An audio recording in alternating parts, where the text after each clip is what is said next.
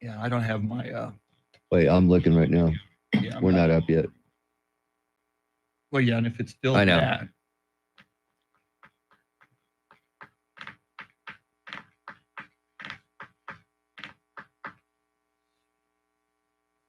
He's usually there. He is. Yep, there it is. Hello, everybody. Hello, everybody. I got to get onto YouTube. Yep. YouTube. There is Sika, Sam, Travis, Trevin, Rooster. Rooster in the morning says a cock-a-doodle doo. I know a girl who says. I may know where that song is, by the way. Thank you. We're just dressing up for election. Look, The Rock. Steve DeRocco, the original Rock. THE Rock. Man's threat, right. Woman's pet. Rooster, I have the bag right here. Here is the bag. Chris, I will let you open the bag. Rooster got us a gift yesterday, and Chris has not seen them yet. I peeked with Rooster yesterday, but here we go, Rooster. He's going to open it up. He would not let me see what is in the bag. I'm reaching my hand into the bag. Huh. Hats. Oh, mega hats. Rooster, very timely election day gift. Yeah. Woo! It's even better. Make tacos great again. I love it. I love it. On a Taco Tuesday. Yeah. On a Taco Election Tuesday. Make tacos great again. Here they are. Woo-hoo. Make tacos great again. Thank you very much, Rooster. You rock. You. That is so cool. I'm going to see if there's a way there. Yeah. Is that in the shot? No. Barely. I'll figure something out. Yeah. I'll find a way to get this in the shot. I do have some tape. Of course you do.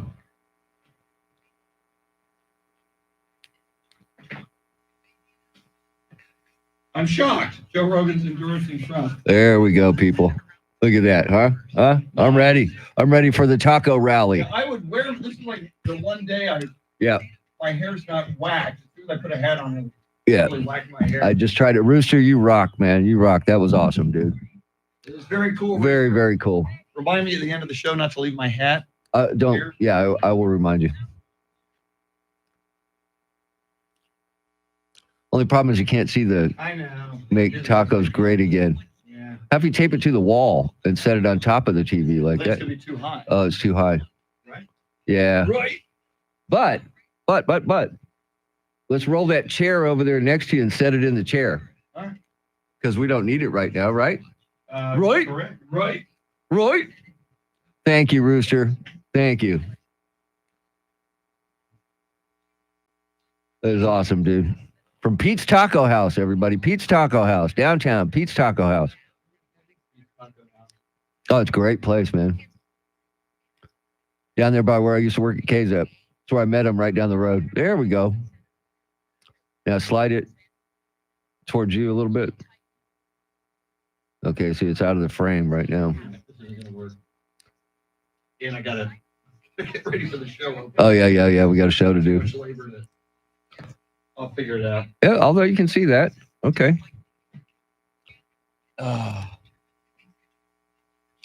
Awesome.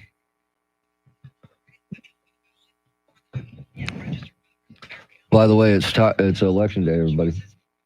What? I know. Today's election day? What could possibly go wrong? Holy crap. Why do we vote on Tuesdays, Chris? Why do we vote on Tuesdays? Why? I'm glad you asked that. Because it's Taco Tuesday. That's why.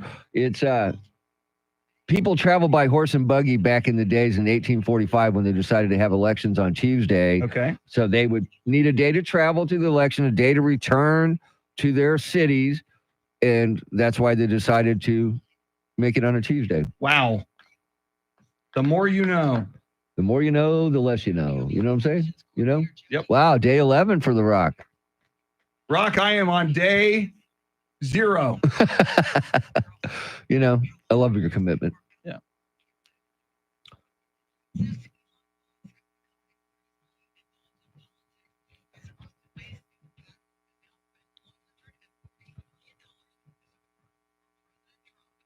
Yeah, they didn't want to interfere with people's 3 days of worship, so that left Tuesday and Wednesday. Wednesday was market day, so that's why they put it on Tuesday.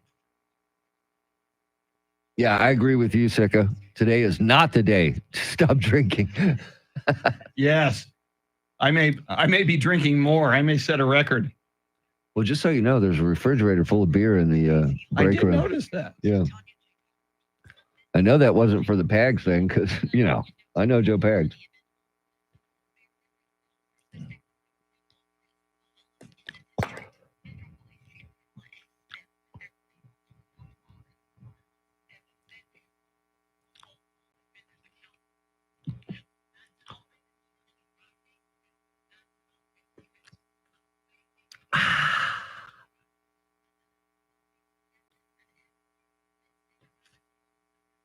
Oh, yeah, I've got Charlie's segment ready to go. Beautiful. That's 7:50. See.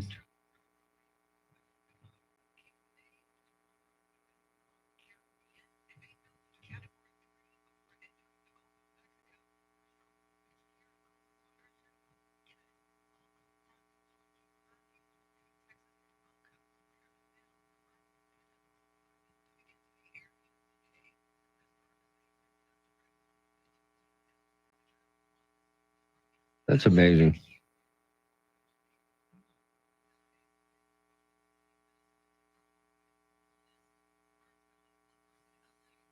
I don't remember how it started, but we'll look at that.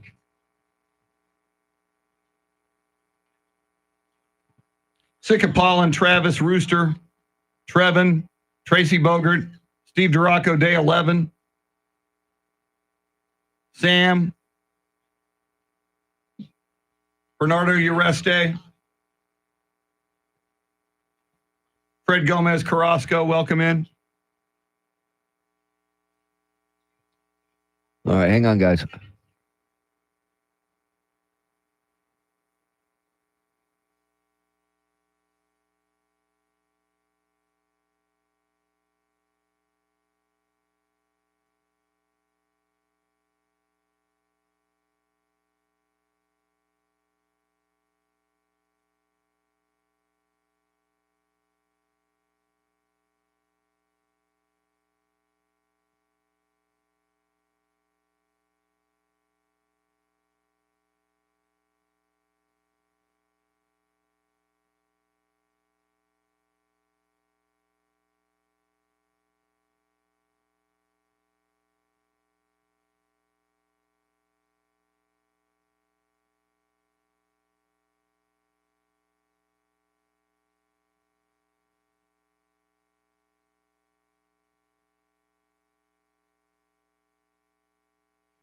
Love it, Travis. Very nice, pick Travis. a bad day to quit sniffing glue.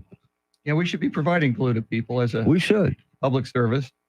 I used to love making models when I was a kid. I did too, man. I did, man. Remember I made a 1980 Corvette with a bubble top on it that was cool, man.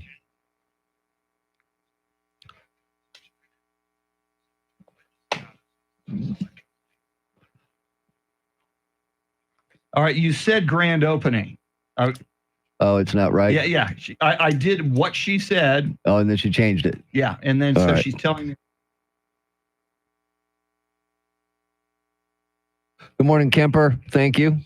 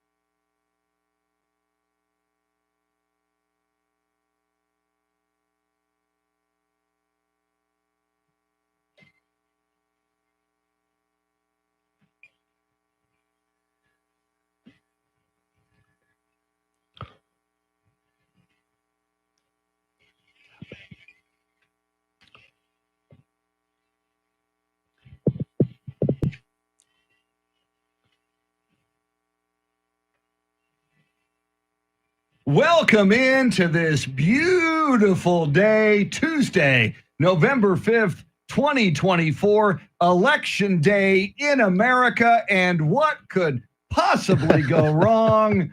Also, 23 days till Thanksgiving, 50 days until Christmas, and 227 days until Mr. T and I celebrate the first day of summer, 2025.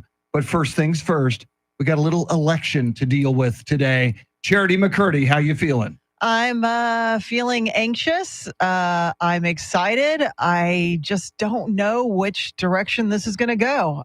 You just wonder if we'll get the result late tonight, early tomorrow, or maybe by this weekend. Yeah, that's just how it is. Right now, it's a tie. What? It's a tie. Dixville Notch, 3 for Harris, 3 for Trump. How appropriate. It's a tie. And in the polling I saw yesterday, 49. It's a tie. So what happens if it's a tie? Trump wins. I know. So in the Electoral College, if it's 269 to 269, it will go to the House of Representatives, Which is? and Republican control. Exactly. And so, so tie goes to the former president. Wow. Hopefully that's not how it ends up. I think, you think people would be frustrated now if their candidate didn't win, but if they didn't win in that way, that would, tensions would erupt. Well, based on the numbers, which is a tie, half of America is going to be disappointed. Half of America is going to be angry. There's that divide. Yes, and hopefully half of America will behave themselves if it doesn't go their way. Well, security measures are in place, so there's going to be someone watching everybody, especially those that are choosing to vote today. Yeah. Polls open at 7 a.m. They close at 7 p.m. in Texas. Wow. Yeah, and somebody's going to be watching everybody. I know Rockwell has got to be a little paranoid voting today. He always feels like somebody's watching him. Let's get you caught up on traffic and weather together.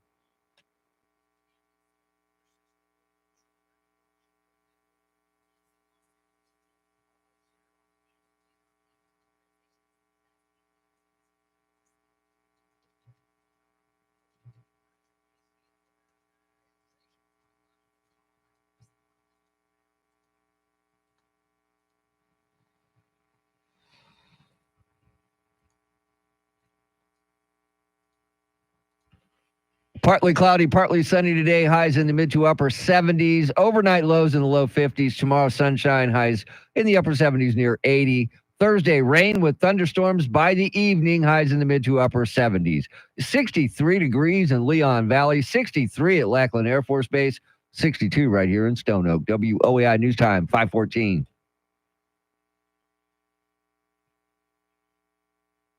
San Antonio's first news, and the day has arrived. This is Election Day 2024, and this is the place to be for all your election coverage. We are your Election Central headquarters.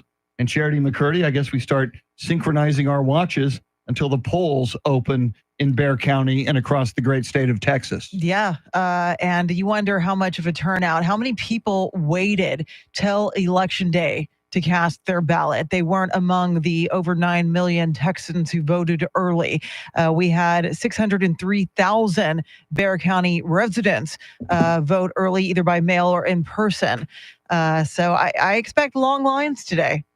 Yeah, and the good thing is the weather's going to cooperate. It's going to be nice out there. It's going to be a little cloudy, but cool. So, speaking of the weather, yes, something woke me up just before midnight.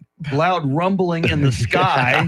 And some liquid falling from the sky. I believe they call that rain. Rain. I did some research. It is rain. And it came in with some thunderclaps last night, Charity. Big time. It woke me up. I think it was around 11:45 when I heard that big thunderclap. And I was so confused. I was like, did I oversleep for work, for the election? What's going on?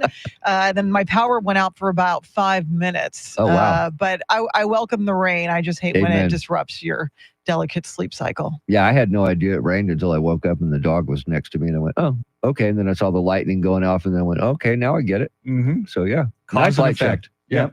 All right. Coming up, it is Election Day. We've got full team coverage. We've got the best analysts in America. We've got Randy Beamer coming in. We'll hear from Charlie Parker on Election Day. And as always, we've got a question for you. And that's coming right up. WOAI News Time, 516.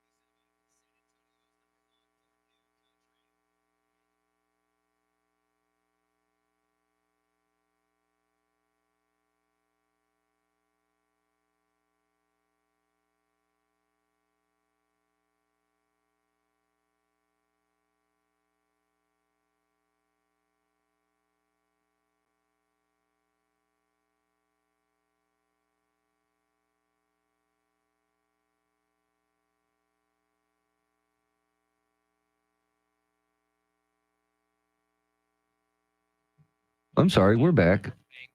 We were talking about the Kansas City Chiefs. Yeah. And I'm starting to believe they might go undefeated. I don't think that's so hard to do. Hard to do, but were they 8-0? Yeah. So they got 9 more. Yeah. And then the playoffs. The Cowboys may go undefeated. Yeah. They may not win another game. And then they'd get a high draft pick and they'd screw that up. Of course they will.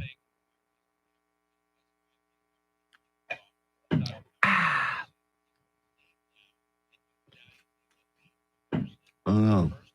Kemper, Sickapollen, Travis, Tim, Rooster in the morning. Rooster, thanks for the hat, man. Yeah, that is so awesome, cool. dude. It is. Very awesome. I wear it to the retirees get together on Friday because they're all, MAGA. Yeah. And Friday's Red Friday. Yep. So it goes with our red attire on a Friday. Amen to that. Very nice. Okay, I'll set you up for this and you introduce Chris. Stand by. Okay.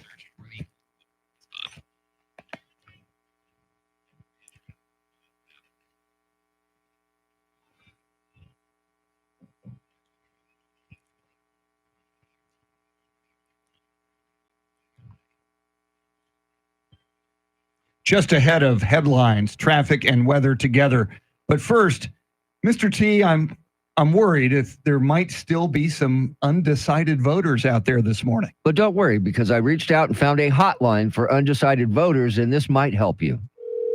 Thanks for calling the Undecided Voter Hotline. If you're still unsure on who to vote for, press 1. Wait, actually, press 2 if that feels right. Or maybe 3. No, go with 4. Wait, what was number 1 again? Hang on. Maybe just call back after you decide. Thanks for calling the Undecided Voter Hotline. Very helpful. See, very helpful, I think. Thank you, Mr. T. No problem. And if you're undecided at this point, God help you. Charity McCurdy, what are you working on? Because the Electoral College will ultimately decide the presidential election, the focus is on 7 battleground states. The polls in Bexar County open up at 7 o'clock this morning, and the Boeing strike is over. We'll have the latest right now, traffic and weather.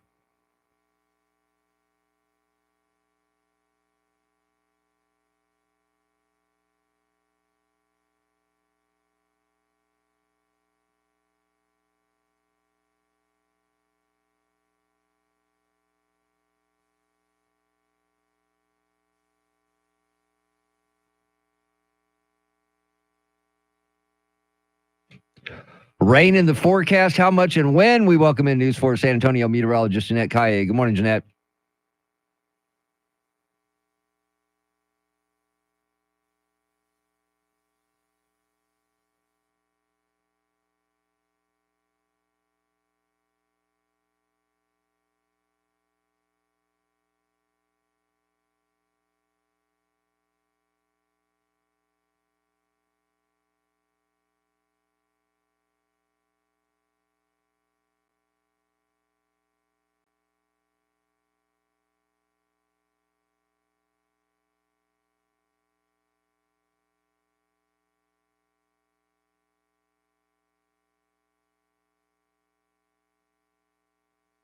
Thanks, Jeanette. It is 63 degrees in Leon Valley, 63 at Randolph Air Force Base, and 62 right here in Stone Oak. WOAI News Time 522. San Antonio's first news. The day has arrived. Election day in America. And this is the place to be. Full team coverage of this 2024 election until we learn who the next president of the United States will be. And part of our team for full team coverage is you. You're a big part of what we do here. We like to hear from you through our talkback feature on the free iHeartRadio app. And Charity McCurdy, you have the question this morning. We want to know, are you voting today? Are you not among the over 9 million Texans that have already cast their ballot during those 2 weeks of early voting? Did you save your vote for Election Day? And we want to know why. Why did you wait until Election Day? And we're taking your feedback on the free iHeartRadio app talkback feature. Just search 1200 WOAI and look for that red circle. Now, I usually vote on Election Day, but with our job and things are going the way they've been going, and my wife bribed me into going to vote early with her, I normally wait till Election Day because you never know what's going to happen leading up till Election Day. True. And I don't, you can't go back and change your vote. So I usually wait till Election Day. Plus, it's more convenient. It's right at the entrance of my subdivision. So, yeah. And it's really interesting what happened in the Republican Party because the last couple of go-rounds, Donald Trump, and he still is, but he kind of put his blessing on early voting this time around. But in 2020 specifically, he was very anti-early voting. And Republicans in general have been Election Day voters. I do it for something Charity mentioned earlier, long lines. I don't want to get crushed in a long line. And again, you mentioned our job, Mr. T. We get up very, very early and we do this and we're pretty wiped out by 10 o'clock, 11 o'clock in the morning and need a nap. And I don't know that I could handle a 3-hour line if indeed it were anything nearly that long. So, Charity, the three of us are early voters. Yeah, I mean, convenience is what it's all about for me. I don't want to wait in a very long line, and I want more options as far as locations to go to, which is the case during early voting. And I want to help speed up the process. I think the more people that vote early, the sooner we'll get the results of the election. Man, I hope you are right, because I have a bad feeling we might not know anything until after the weekend. Sometime this morning, we each need to pick a day and time. Okay. When it will be called by the major networks. Okay. So we'll do that in a little bit. Charity, all right, we want to hear from people. Are you voting today? If so, why did you wait? Why are you an Election Day voter? And if you've already voted, you can express to us why you're not an Election Day voter. Charity, how do they get us that information? The free iHeartRadio app. You search 1200 WOAI. Look for that red circle. It's the top right-hand corner of your screen. Once you hit it, 30 seconds to sound off. Lots more coming up. WOAI News Time 525.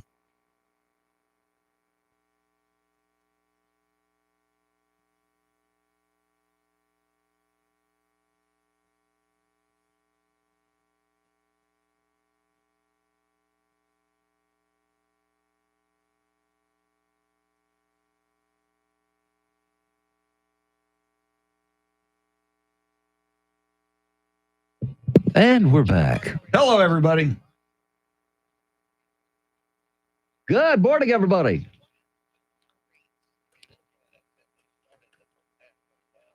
Sickapal and Tim, Rooster, thanks again for the hat. Yeah. Travis. Camper, Camper, good morning. is The Rock still in there? The Rock was in here. Rock is probably out exercising, lifting weights, eating right, not doing all the drinking, things. fighting crime. You're not wrestling? Oh, not that Rock. Oh no, that's The other that Rock. other Rock who is not the original Rock. The OG Rock. OG Rock. Og Rock. All right, we'll see what happens here. Hang on. We'll be right back.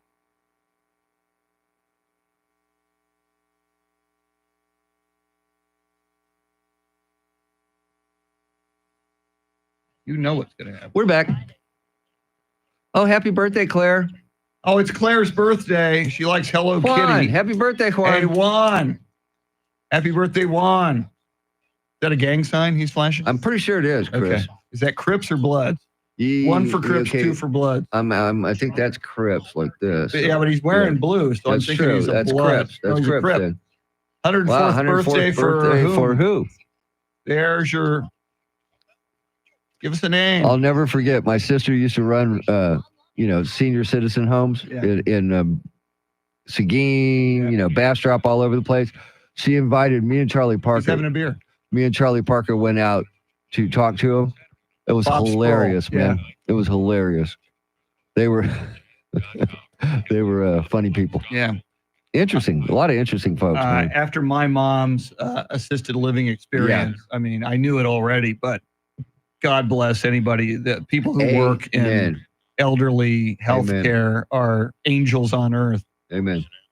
So much appreciated. What's funny is all you can see on that hat is make and great. Yeah. People are going to go, see, look at the hat. Look at the hat he's got next to him. I knew who he was pulling for. Who's that freak who comes in here? You guys have to declare who you voted for. Alex. That is, my name is Alex, and I want to know. Joe Pags declares who he's voting for. If you ever listen to Joe Pags, there's no question who he voted for at all. Exactly. It is a morning news program. It's San Antonio's first news. What's up, Tommy? Tommy, good morning. My first significant boss and mentor in radio, and he's Mr. T's mentor in radio as well, used to teach us, cast a wide net. Yep. Everyone is welcome, and don't beat people up if you disagree with them. I have always believed, no question on this show ever.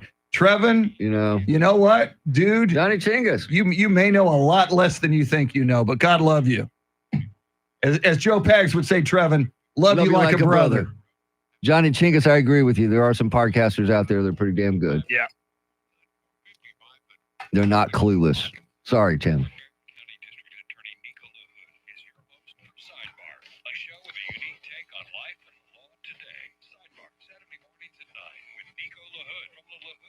Polls are open in North Carolina, everybody. North Carolina, baby.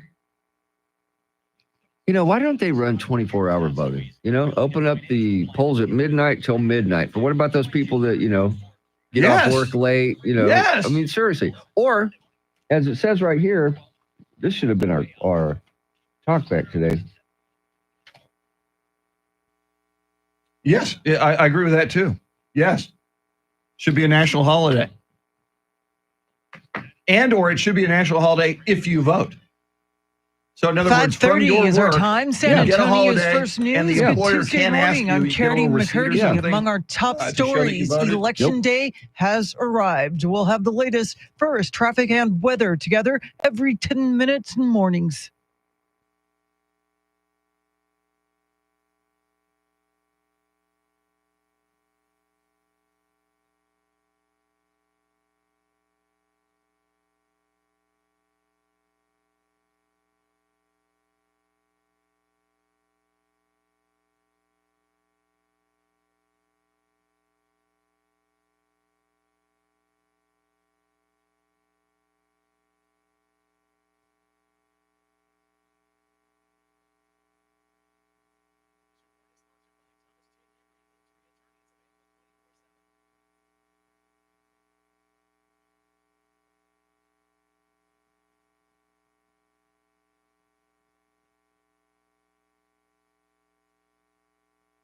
Your weather forecast for this election day: a few showers this morning, sunny this afternoon, a high near 77. Tonight's low 53, right now 62 degrees.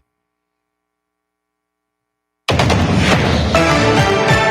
must-win Pennsylvania was the center of the final pitch for both former President Trump and Vice President Kamala Harris before America votes. Here's Fox's Jeff Manasso. Former President Donald Trump making his final case Monday night to Pennsylvania. Together we will save this country. We will defeat the corrupt system in Washington, and America's future will be an absolutely incredible one. Asking tens of thousands of people here in Pittsburgh, are you better off than you were just 4 years ago? Vice President Kamala Harris in her closing arguments just outside Pittsburgh. We are not going back because America is ready for a fresh start. In a race that we're told is razor thin, for which it's now up to voters here and across the country to decide. In Pittsburgh, Jeff Manasso, Fox News. Both Trump and Harris have spent the final days before the election courting the Hispanic vote, which accounts for about 15% of all eligible voters. Betty Cardenas is the co-chair of Latinas for Freedom. Small businesses are very important for the Hispanic community, and they had their small businesses blooming under President Trump. She says the handouts being given to illegal immigrants are frustrating to Latinos who followed the rules when they came to the country. Texas voters decide today whether Republican Senator Ted Cruz returns to D.C. for a third term or be replaced by his Democratic challenger, Colin Allred. Cruz campaigned over the weekend in El Paso and McAllen, courting Latino voters and talking about border security. Allred held a rally in his hometown of Dallas, hoping to become the first Democrat to win a statewide election in Texas in 30 years. And extra eyes are on Texas's polling sites today. Beth Myers has more.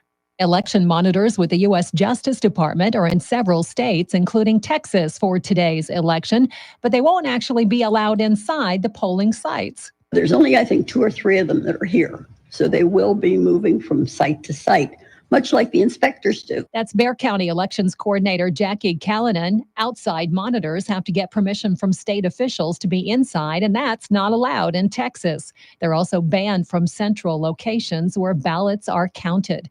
I'm Beth Myers, News Radio 1200 WOAI. Abortion is perhaps the biggest state issue on the ballot, as voters will be deciding 11 measures that deal with reproductive rights. 10 states, including Arizona, Colorado, and Florida, have measures that would amend constitutions to establish a right to an abortion.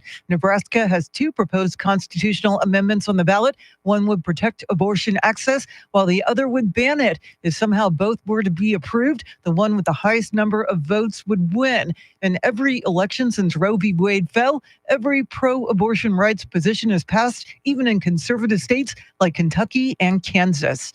And marijuana is on the ballot in 4 states. In Florida, where medical marijuana is already legal, voters will decide on legalizing recreational marijuana. It is a similar question on the ballot in North and South Dakota. In Nebraska, the question is whether to make medical marijuana legal.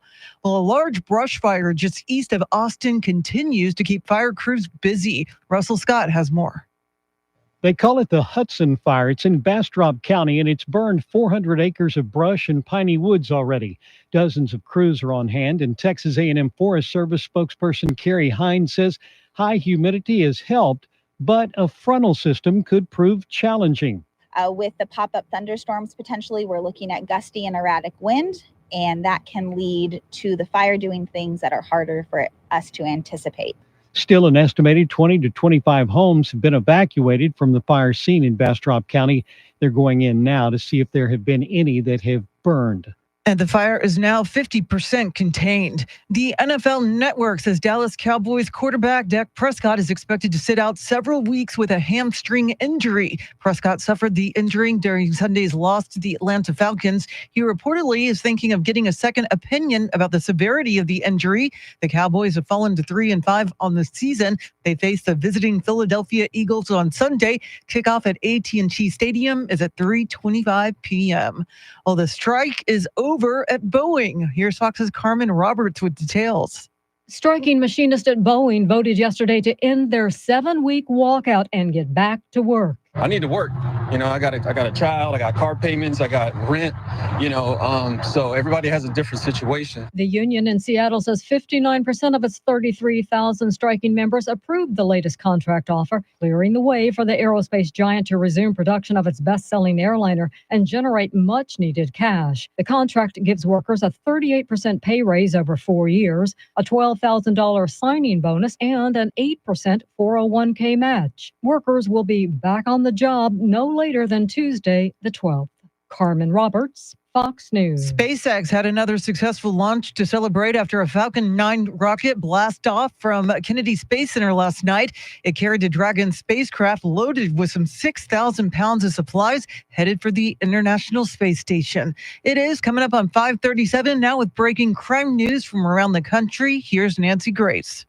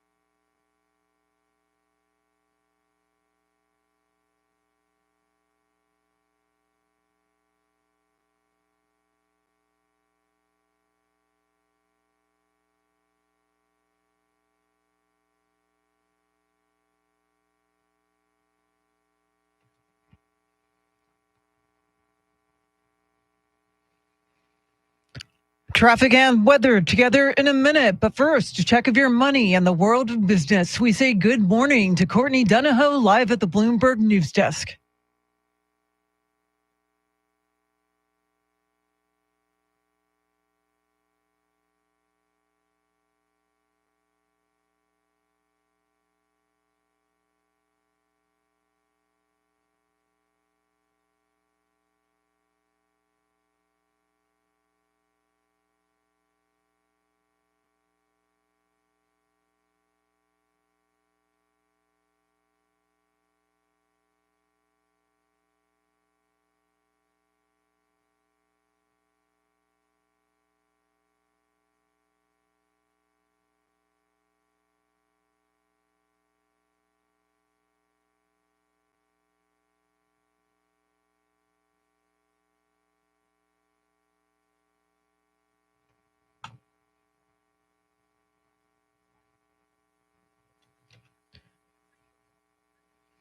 Thanks, Courtney. Remember, your trusted source for timely and in-depth election coverage is WOAI. Count on us to deliver the latest updates on Decision 2024. I'm Charity McCurdy. Here's traffic and weather.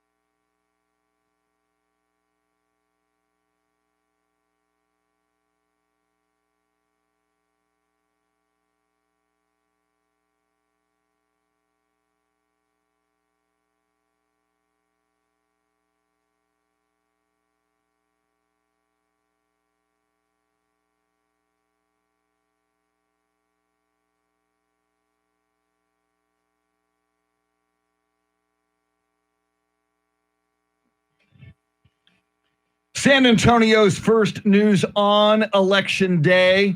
We are your Election Central headquarters, full team coverage of this 2024 election, and we are all over it. This is the place to be until we know who the next president of the United States will be. Of course, other races, that race between Senator Ted Cruz and Congressman Colin Allred, we're all over that, the local races and more. Randy Beamer in studio with us in the 8 o'clock hour. And some people concerned about bad actors today across the country and in specific jurisdictions in this 2024 election. And Philadelphia DA Larry Krasner had a message for potential bad actors. Anybody who thinks it's time to insult, to deride, to mistreat, to threaten people, F around and find out. We do have the cuffs. We do have the jail cells. F around and find out. Yeah. Pretty clear. Yeah, but I guess, with so much speculation and suspicion around election integrity, especially some claims pushed by former President Trump on the campaign trail, they have to really clamp down and make sure that things are held the way they're supposed to be held. They're going to address any election concerns that may come up. I mean, this is an important election, and they got to get it right. Look, if anybody thinks they're going to go out and give poll workers a hard time today, rethink that. Come on. I mean, these people are out there doing a good job. They're doing a great job at what they do. And quit messing with them, man. Just go and vote and do your research before you go vote as well. Yeah, and sadly, in early voting, we had the incident here in Bexar County where a voter who didn't want to take off his MAGA hat punched out a poll worker. Hopefully that's isolated. Hopefully it's going to be very interesting today to see if there are any further incidents like that, or God forbid, worse across the country. Yeah, I really hope that everyone just, again, calms down, does their civic duty, cast that ballot, get in, get out. It's the clock is ticking, 7 a.m. to 7 p.m., which is why I'm kind of surprised so many people wait till election day to cast their ballot. I guess you might have the day off from work. I know a lot of kids in the San Antonio area have the day off for election day because a lot of these schools are used as polling sites. But again, I just want to get my vote in as early as possible and have some options to work with as far as location and time. Yeah, that's always important to, make it comfortable, make it easy for everybody that wants to vote. But I don't remember when I was in school that it was a day off from school on voting day, because I know that my elementary school, there was voting machines there. They use that, and I believe my middle school as well, but we always were there. Yeah, that was before school shootings. Yes, I was about to say it wasn't, because there weren't the security concerns that they have. And the reason that the Northside Independent School District, Northeast, and others have used is security of the students, which Charity said. Yeah, you don't want strangers on campus. Bottom line, we don't want to assume worst case scenario, but safety is of utmost concern. You have to show your ID. They have cameras outside the exterior doors, and they are supposed to be locked. So it makes sense that they would not want kids in their classrooms while you have people streaming inside the building. Man, I miss the old days. It was so much easier. I miss the old days in more ways than one. Exactly. As we talk. Well, should it be a national holiday for everybody then? I mean, once every 4 years, Tuesday, election day, should be a holiday. Well, and as Donald Trump has been saying, he wants paper ballots, and he wants one day. He doesn't want early voting. He wants one day. If it were a national holiday, I think you could make that argument. Yeah. One day only. If it's a national holiday, go do your civic duty as an American and go vote. I know some workplaces will give maybe up to 4 hours so you can go vote. But I'm with you guys. I think, you'd probably have higher voter turnout if they had the day off. I agree. All day, and then you get a voucher after you vote that you can use at happy hour. The bars. Now you're talking. I'm just trying to work this and make it more exciting. The bars will honor a one-drink happy hour certificate. So you get the I voted sticker, and you get your happy hour coupon that you can use at any bar in America. I love it. Is there an Angry Elephant bar that you might have in mind? The Angry Elephant right there, 281 at Redland Road. Yeah. All right. Is They there would like, honor it. is there a donkey bar somewhere? That's a good. Well, there's a donkey lady, and Mr. T once said he went to a donkey show in Mexico. A Is that long right? time ago when I was a kid. Yes. Care to share the No. details? Okay. No. Just No. curious. So No. There was no donkey. no, there was no donkey at the donkey show. No. in They just Mexico. called it a donkey show for some reason. But yes. I've never been to a donkey show. Well, there was no donkey. But I heard a lot It about was it. when I false was a kid. advertising. There was no donkey. Did you protest? Excuse me, where's the donkey? All right. Believe it or not, more election coverage coming up. Your talkbacks as well. We're asking you, did you wait until election day? Are you casting your vote today? And if you waited, why? And if you didn't wait, we want to know about that as well. We are your Election Central headquarters, WOAI News Time 546. And we're back. We are back. And we're back. Good morning, Jim and Things. Good morning, Connie. Good morning, Sika. Good morning, Travis, Tommy, Rooster, Tim, Kemper. Welcome I in, think everybody. that's everybody, right? And we may have some new viewers because it's election day. Sure. And I didn't pimp the YouTube stream yet on the air. So You have not, I'll do Chris. that in the next segment. Shame on you, man. I know. Shame. For shame. No, we will not be going back in time, people.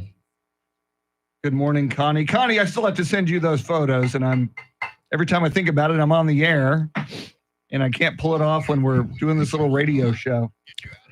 Do do do do do do.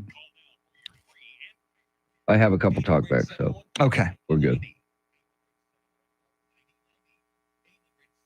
2.5 inches of rain in Helotes, Wow. 3.1 in Lake Hills. Yeah, I think I got about an inch.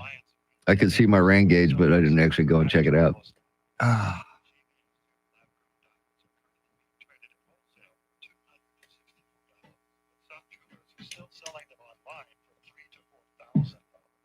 Kevin wants to know what the talkback is today.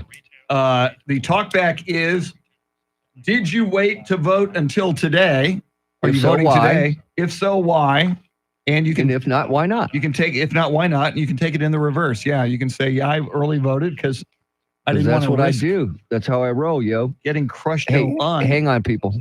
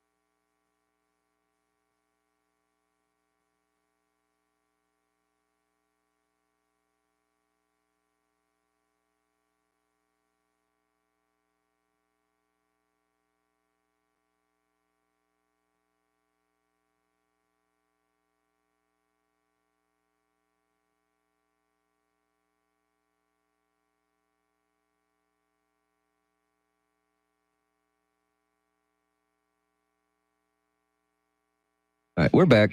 Woo! I was just sharing some text from our good friend John. So we know where he's going to be tonight. So we're going to, later in the show, each of us predict Yes. when the We major will have a networks winner. will call a winner in this presidential election. So I'm leaning toward, against all logic and evidence, tomorrow. like 2 a.m. this morning. I'm going to say Wow. like 2:53 a.m. Central Time. Well, that's kind of what happened in 2016 because I was coming into work and Brian Gann was leaving the station as I was coming in Yeah. about 2:30, and I called him and I said, "Do we have a results?" And he goes, "Yeah, believe it or not, just came in." Yeah. So yeah, it has happened. Stand by. Okay. Talkbacks, we have them. After headlines, traffic, and I know, weather. but we have Yeah. some. Just ahead of headlines, traffic, and weather together, and then we will hear from you. Did you wait until today Election day to cast your vote. If so, why? If not, why? Your talkbacks coming up first. Charity, what stories are you following? Well, so far, it's a tie in the presidential race. Citizens of the tiny township of Dixville Notch, New Hampshire, with a population of 6, cast their votes at midnight with 3 votes each for Harris and Trump. Texans can cast their vote today from 7 a.m. to 7 p.m. And a medical issue has sidelined Coach Pop for an indefinite period of time. We'll have more coming up. Right now, traffic and weather.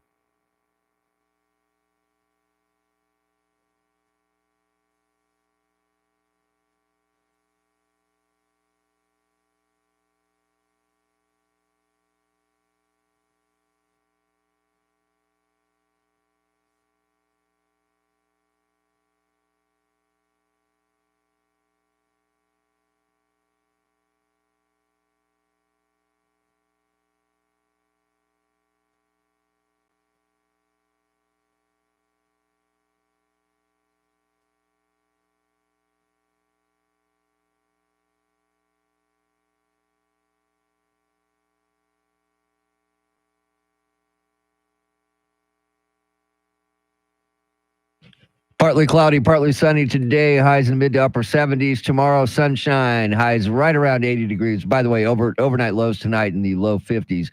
Thursday, rain with thunderstorms by the evening. Highs in the mid to upper 70s. 63 degrees at Leon Valley, 63 at the Pearl, and 62 right here in Stone Oak. WOEI News Time, 5:52. It is election day in America, and this is San Antonio's First News as we roll forward, bringing you full team coverage of this 2024 election. And part of our full team is you. We're asking you on the Talkback feature on the free iHeartRadio app. Did you wait until election day to vote? If you did, why? If you didn't, why? Mr. T, what do we have? Well, let's go up to Wyoming. Good morning. This is Pat from Wyoming. Number 1, Miller was brewed in Milwaukee, Wisconsin. Number 2, if you are stressed about today, remember, stress spelled backwards is dessert, so eat dessert. 3, this nation was founded under God, one nation under God. We want PEACE, not PIECES. So everyone have a great day and enjoy your desserts. So long. Okay. I love it. Yes. I do too. That was outstanding. I'm going to go get some dessert during the break. I think we've got some. And a Miller High Life. Yeah. That'll have to do under the table. But, yeah. All right, here we go. Hey, good morning, Tim, Chris, and Charity. Hey, it's Rooster. Well, you know, they say that good things come to those who wait. But in this case, there was no way I was going to wait on this, simply because you just don't know what might happen right there at the end, not being able to get to the polls and put your vote in. But with that being said, yeah, we voted last week. And, guys, I'm glad you like the caps. They look good on you guys, and they'll blend in real good for Red Friday. You guys have a good one, Rooster. And I couldn't end it without this.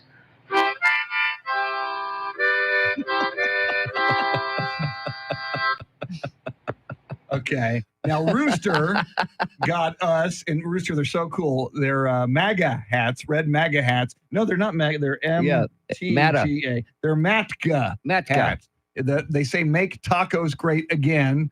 But Rooster Charity said he got one for Mr. T, got one for me. He said he would have gotten one for you, but you don't wear hats. Is that true? I wore one for OpelkaCon. You did? Yes. So we have photographic evidence of that as well. Yes. Yeah, but it's okay, Rooster. I forgive you. Now, now, Charity, I have not tried my hat on yet. I am happy to give you my Make Tacos Great Again. No, because where did he get these? I'll go down and get Pete's Taco House down on Brooklyn, and I believe it's Austin Street. No, it's not Austin. I will make the pilgrimage, the holy pilgrimage, to Pete's Taco By the House. way, great Get tacos, a by the taco way. or 3. Yes. And I'll get another hat. No, it's quite all right. You guys. I don't want you to be without a MATGA hat. Make tacos great again. Now, the only problem, and it's a great hat, by the way, Rooster. We love them. But when were tacos not great? That's true. I never met a taco I didn't like. Well, in Austin, it would go over real well. You know what? If I ever didn't like a taco, it would probably be from Austin. Yeah, definitely. Okay. All right, here, let's go up to East Texas. Good morning, y'all. Bill from East Texas. Yeah, I vote early because of 2 reasons. this time. One is because it's a lot quicker and I have things to do. And two is I'm on a road to Illinois to babysit my grandson for a week. So bonus. Y'all have a great day and vote. Beautiful, And Bill. congratulations on the grandson. That should be a lot of fun. Well, and he kind of alluded to this, and others have. I vote early because what if I have a really bad day on election day? What if I get held up in traffic? What if we got to stay late for work? Yep. So it's kind of an insurance policy that, I cast my vote early. Yeah, I can't handle, the extra stress of something potentially going wrong and getting in the way of my ability, my last chance to make my voice be heard in such an important election. So it's already stressful enough, the election, not knowing which way it's going to go. You don't want to add the stress of, am I going to be able to cast my ballot? Am I going to run out of time? That's a great point. All right, let's check in with our favorite school teacher. Hey guys, Steve from Lotto. Sorry I'm a little late today. I was doing a couple extra things. I hope you'll forgive me. I was going to vote last Friday, but I ended up going with the band to Crystal City, and that's a long drive, so I didn't have time to vote. So I'm voting on Election Day. And my only regret is I'm here in Texas. I can't vote 10,000 times in Pennsylvania or Wisconsin or North Carolina, one of the swing states. But let's see what happens. We'll meet again here in 24 hours and see what goes on. Have a good day. Yeah, think about that. What will the landscape be 24 hours from now when we are on the air on a Wednesday? Wow. We are covering all aspects of this 2024 election. Full team coverage coming up in the 6 o'clock hour. Much more coverage, including White House correspondent John Decker on the campaign trail. That and more. Charity with everything you need to know coming at you here at the top of the hour. WOAI News Time, 5:57. And we're back. All right. That was funny. Yeah, Rooster, we love the hats. I was going to, since I hadn't tried mine on yet, I was going to give Charity the option. But she says she's cool. But thank Brooklyn and Avenue B. There you go. Pete's Taco House. Anybody just. And it's Pete's Tacos with a K, isn't it? I will wear this on Friday. Amen to that, Rooster. Travis.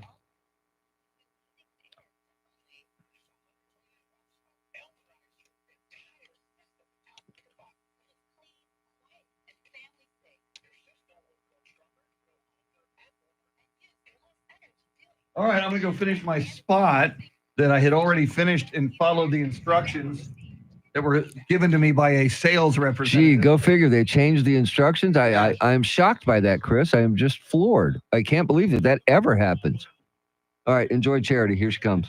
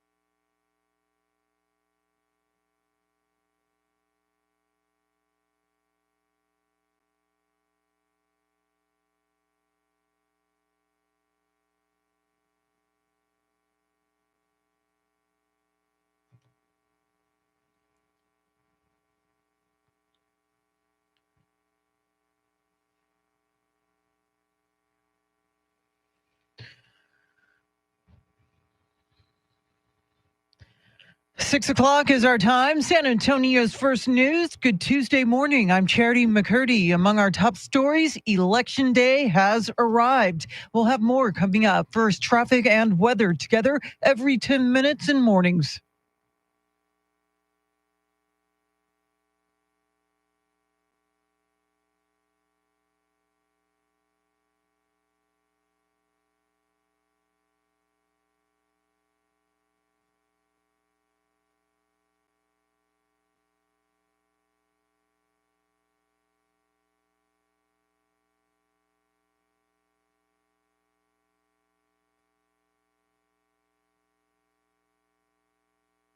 Your Weather Channel forecast for this election day. A few showers this morning, sunshine this afternoon, a high near 77. Tonight's low 53, right now 63 degrees.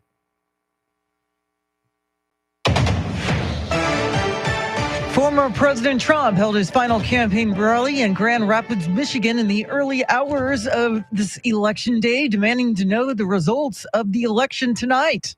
If you used paper, it's 8% the cost of the other. It's more accurate. And you don't have 12-day waits. And then what the hell's happening in the inside of those machines if you wait? We want the answer tomorrow, tonight. Meantime, podcast host Joe Rogan is endorsing Trump. Rogan made the announcement on X. Trump sat down with Rogan for an interview last month that lasted around 3 hours. Vice President Kamala Harris spent the final day campaigning in the battleground state of Pennsylvania, telling supporters it's time to turn the page on the division in America. America is ready for a fresh start, ready for a new way forward where we see our fellow American not as an enemy, but as a neighbor. Pennsylvania is considered a must-win state with 19 electoral votes on the line. President Biden won the state by nearly 1 point in 2020. Citizens of the tiny township of Dixville Notch, New Hampshire, with a population of 6, cast their votes at midnight after a thorough count of the votes. The tally is 3 votes for Vice President Harris and 3 votes for former President Trump. And don't expect to go to bed tonight knowing who's the 47th president of the United States. Many factors, including how different states handle elections differently. It may be days before we know the results. In 2020, most news outlets did not declare Joe Biden the winner until 4 days after the election. And the balance of power in the Senate is up for grabs. Here's Fox's Ryan Schmelz. Republicans need to flip just 1 seat to make the Senate balance of power 50-50. The most likely flip will be West Virginia, where Governor Jim Justice is a heavy favorite to replace retiring Democrat Joe Manchin. Republicans are also eyeing Montana, Ohio, Wisconsin, Michigan, Pennsylvania, Maryland, and Arizona as opportunities to give Republicans 51 seats and full control. While not the most favorable map for Democrats, Texas and Florida serve as possible upsets over incumbent Republicans. In the case of a 50-50 tie, control of the Senate will rest on the White House, where the vice president has the tie-breaking vote. In Washington, Ryan Schmelz, Fox News. Meantime, several House races in states like New York, California, and Virginia could also determine who gets control of the lower chamber of Congress. In addition to the presidential race at the top of the ballot, more than 1 million registered voters in Bexar County will consider dozens of other choices, including Senate, state, county, judicial, school bond, and city charter elections. The Texas Secretary of State's office says Bexar County voters cast more than 603,000 early ballots by mail or in person by the time early voting ended on Friday. Polls are open today from 7 a.m. to 7 p.m. Elections monitors from the Justice Department are in Texas for the election, but they will not be allowed inside the polling sites. They'll go in just to tell the election officials inside that they're here, and they will stay outside the 100-foot mark. That's Bexar County Elections Coordinator Jackie Callanan. Outside monitors must get permission from state officials to be inside, and that's not allowed in Texas. They're also banned from central locations where ballots are counted. The Secretary of State said in a statement, there are robust processes and procedures in place to make sure today's election is fair. And the San Antonio Spurs are hitting the road, but will be without Coach Pop. The Spurs report that head coach Greg Popovich is too ill to travel with the team as they head to Los Angeles and Houston. Illness kept Coach Pop away from the sidelines on Saturday, when the Spurs beat the Minnesota Timberwolves. Assistant coach Mitch Johnson is filling in. No word on the nature of Coach Pop's illness or how long he'll be out. The Spurs fell to the LA Clippers last night, 113-104, and will take on the Rockets in Houston tomorrow night. Eric Lycum, News Radio 1200 WOAI. It is 6:06. Remember, your trusted source for timely and in-depth election coverage is WOAI. Count on us to deliver the latest updates on Decision 2024. I'm Charity McCurdy. Traffic and weather coming up.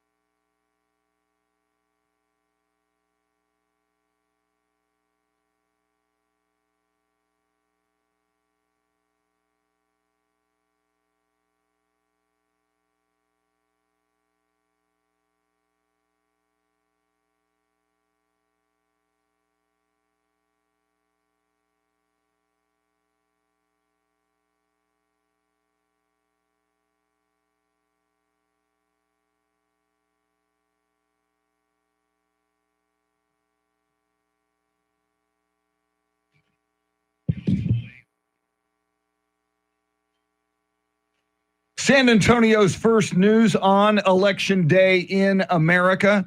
Charity McCurdy, Mr. T, Tim Merriman, Charlie Parker will be along a little bit later with his Election Day thoughts. Later this hour, White House correspondent John Decker will join us from the campaign trail. I'm Chris Duell. Andrew Zimmel and EJ Pacheco doing the heavy technical lifting this morning. Andrew's running the YouTube stream. If you would like to watch the morning program, go to YouTube, look for 1200 WOAI. There is a real-time chat in there as well. We often dive in, talk with you during the commercial breaks as well on YouTube. And don't forget, we're asking you on the Talkback feature on the free iHeartRadio app, did you wait until today to vote? And if you did, why? If not, why? And we'll play your responses on the air. Coming up, we'll talk about a Pennsylvania judge allowing Elon Musk to proceed with his $1 million a day giveaway to people who sign that petition. But first, let's get you caught up on traffic and weather together.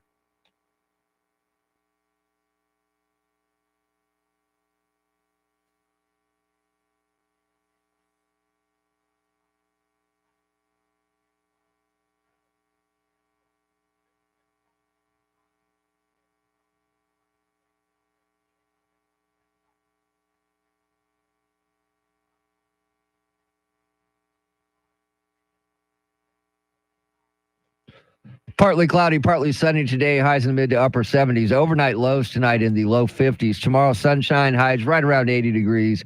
Thursday, rain with thunderstorms by the evening. Highs in the mid to upper 70s. 62 degrees in Lavernia, 63 in Castroville, and 62 right here in Stone Oak. WOAI News Time, 6:11. San Antonio's first news on Election Day in America. This is the place to be. And as we synchronize our watches and come up to 6:12 in the morning, that means we're 48 minutes away from polls opening.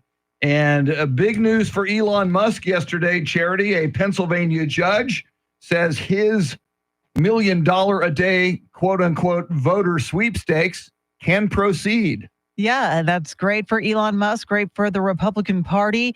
I think the big takeaway, though, from that surprising day of testimony was Musk's aide saying that the political group selected the contest winners, despite Elon Musk previously saying that these winners for the $1 million a day giveaway were selected randomly. I guess they're looking for the best spokesperson for their pro-Trump agenda. Yeah, and that's what his attorneys had to say in court, because if they didn't, they could be disbarred for that. But to me, and oh, by the way, all of the quote unquote winners had to sign NDAs as well. I'm shocked. Yeah, I know. I'm shocked. I know. And that's why that Elon Musk's team knew that it was not a lottery. That's how they were doing this, knowing it wasn't a lottery. Yet it was portrayed as such. It sure was. To people who they were soliciting to sign that petition. And so all these people who did it wanting to win $1 million, Charity, had no chance. Most of them had no chance unless you were hand selected by Musk's team. Now, did this translate to votes for Trump? I know they were signing this petition pledging to support free speech and gun rights, but, did that actually equate to more votes for former President Trump? Obviously, it gets a lot of people excited at the prospect of winning $1 million. I mean, that is life-changing. And I guess the last winner is going to be selected today in Michigan. Yes, and Michigan will be the last winner today. So they will have no impact on that Pennsylvania race that's going on. Look, I find this whole thing just kind of a scam to me. Yeah. Because if I'm one of these people thinking, okay, if I sign this, I have a chance at $1 million, when you actually do not have a chance at $1 million. On that level, it is. I see it more as kind of a celebrity stunt from a celebrity, in this case, Elon Musk, one of the richest, if not the richest man in the world, who can afford $1 million a day. I almost see it on, I don't like the fact that people were somewhat misled thinking they could win the $1 million, but you look at the other side, you look at Kamala Harris bringing, Beyonce on stage, bringing Bruce Springsteen on stage, Trump using the star power on his side. And one of the stars is Elon Musk. My goodness. I mean, if former President Trump ends up winning, and how amazing if we could point to this specific giveaway as helping boost his numbers and turnout with voters in swing states. That would be remarkable. Very remarkable. I wonder if that will even come up. It's, what's going to be really interesting when we see these results. Mm-hmm. And again, Charity and Mr. T, before this show is over, each of us will predict a day and a time that the major networks pick a winner in this presidential race, call a winner. It's going to be very interesting. Is it going to be a razor thin win either way for Trump or Harris? Some people, we had Mike Opelka on yesterday. We'll have him on a little bit later this morning as well, who said he sees either one thing or the other. He sees either a Trump landslide, and he said we would see that early tonight if it happened. He said if it goes the other way, it could be a Kamala Harris razor-thin victory. So many scenarios, so many analysts predicting, and the reality is nobody really knows for sure. It's a nail biter. Lots more coming up. It is San Antonio's first news on Election Day in America. San Antonio's first news, WOAI News Time, 6:16.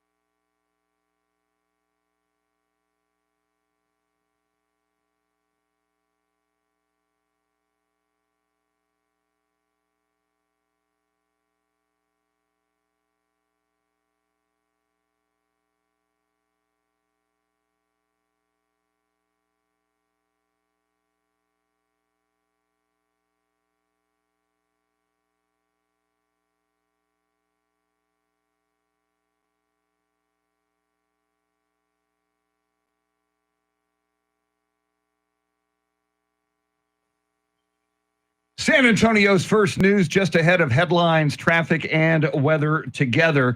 And coming up with multiple local school districts on holiday today on Election Day. Shouldn't that be for all Americans? We'll talk about that. Also, Mr. T with a list of Election Day freebies you can take advantage of. First, Charity, what stories are you following?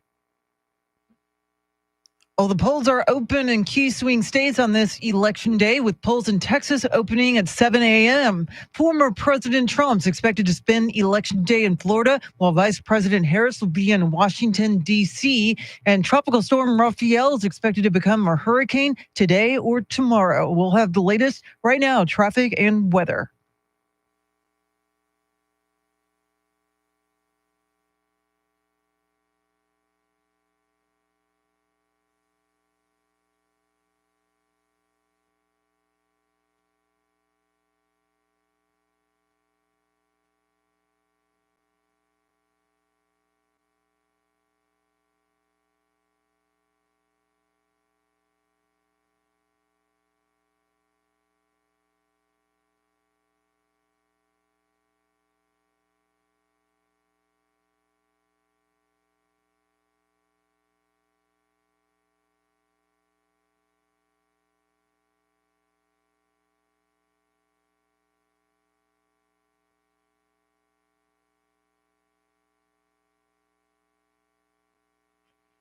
Partly cloudy, partly sunny today. Highs in the mid to upper 70s. Overnight lows tonight in the low 50s. Tomorrow, sunshine. Highs right around 80 degrees. And on Thursday, rain with thunderstorms by the evening. Highs in the mid to upper 70s.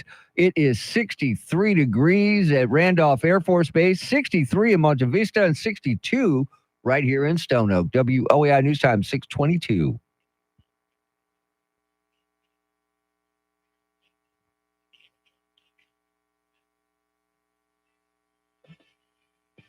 San Antonio's first news, the polls open in about 37 minutes. This is the place to be for your full team coverage of election 2024. Mr. T, Tim Merriman, Charity McCurdy, Charlie Parker will be along a little bit later this morning with his perspective on Election Day. Randy Beamer will join us in the 8 o'clock hour. I'm Chris Duell. You can watch us on YouTube. Look for 1200 WOAI. And a lot of the kids can watch us because the Northeast Independent School District, Judson, East Central, Southwest Independent School District, and the North Side Independent School District, Charity, of which Mr. T and I are proud alums. Yes. John Jay High School and Holmes High School all have the day off. Charity, isn't it time that all Americans have Election Day off? I mean, you want parents of these children to somehow manage to vote today when their kids have the day off and they're already scrambling for childcare options. It just doesn't make a whole lot of sense. It really doesn't. So you're thinking that we should have a federal holiday on Election Day every 4 years. I'm with Charity. I think it's a great idea, and so do 70% of Americans that were asked in this YouGov poll say that it should be a federal holiday. 70% of Americans. We can't agree on anything in this country. This election is 49-49 that we're having today for a new president. And at 70%, Charity, I would hope that whoever is elected today would move on this once they get into office. It's all about increasing voter turnout, and that's one way to do it. Yeah, another way to do it is giving people free things. Free things? Yeah, Krispy Kreme. You can just walk into Krispy Kreme. You don't have to have an I voted sticker. You just walk in, they'll give you a donut. There's one on my way home. I think I'm going to do that. Now, if you hit all of them, you could get like a dozen. Yeah.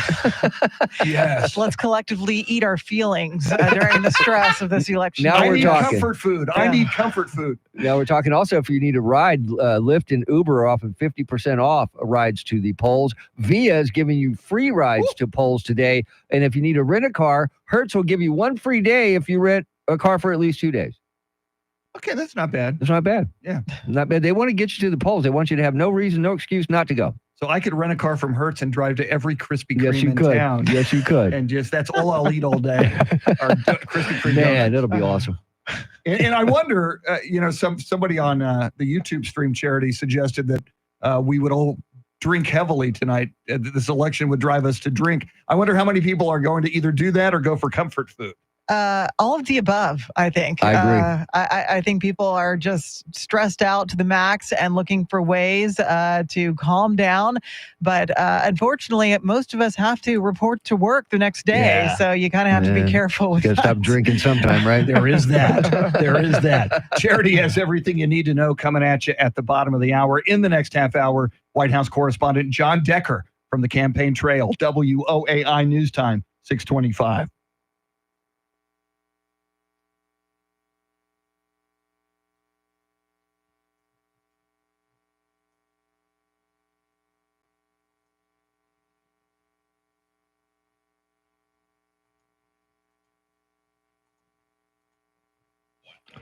And we're back. Bob Beavers, good morning. Sickapolin. Good morning, Bob. Trevin, Tracy Bogert, Rooster, Tommy Miller, Fred Gomez Carrasco, Kemper, Bernardo Ureste. Oh. Welcome in. Johnny Chingas. Kevin and Things, I think, is Jim and Things, is Kevin and Things. Oh, really? Yeah. I think. Jerry Grant, welcome in. Good to see you, Jerry. You don't hear that a lot anymore. Oh, I miss Jerry Grant. Whatever happened to Jerry Grant? Damn it. I'm thinking 10 to 20. I almost did a spit take. That would have gone right on my MacBook.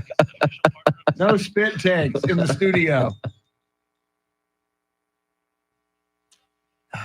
All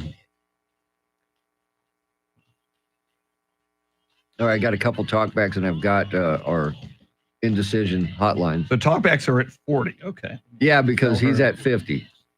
Yeah. When do you want me out? That's why I'm going to let you know right now. 40. Okay. Thanks for asking, Chris. Wow, Sickapolin.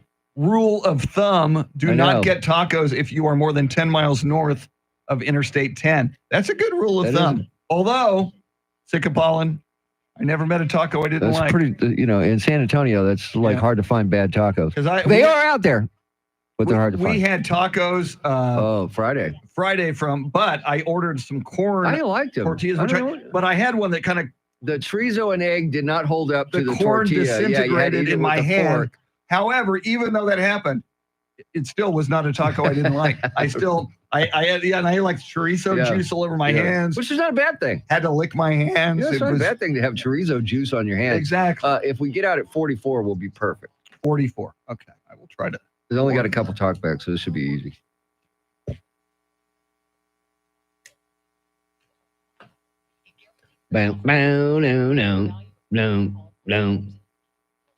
Someday, Rooster, Jerry Grant will be on this show. He'll come clean, or at least he'll tell the truth. Yeah, I don't think we really want him to come clean. Well, about that. There goes our license.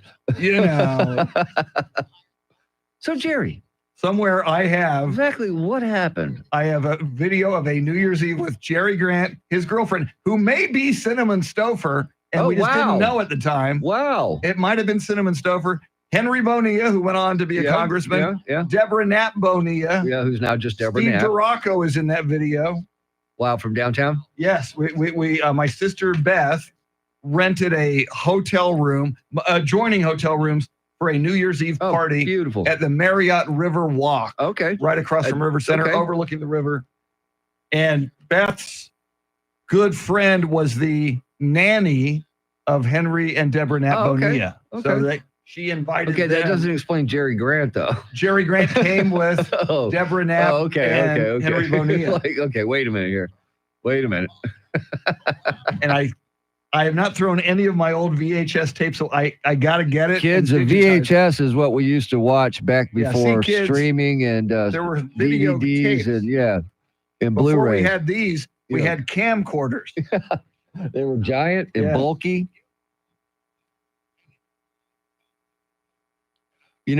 How many talkbacks at the moment? 2.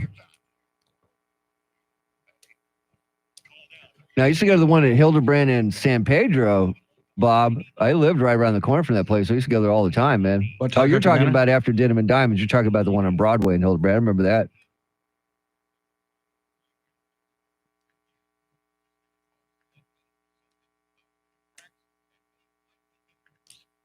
Okay, take care of your mom, Kemper. We'll talk to you on the radio. Kemper, take care of your mom. Amen to that. And here is Charity McCurdy, everybody.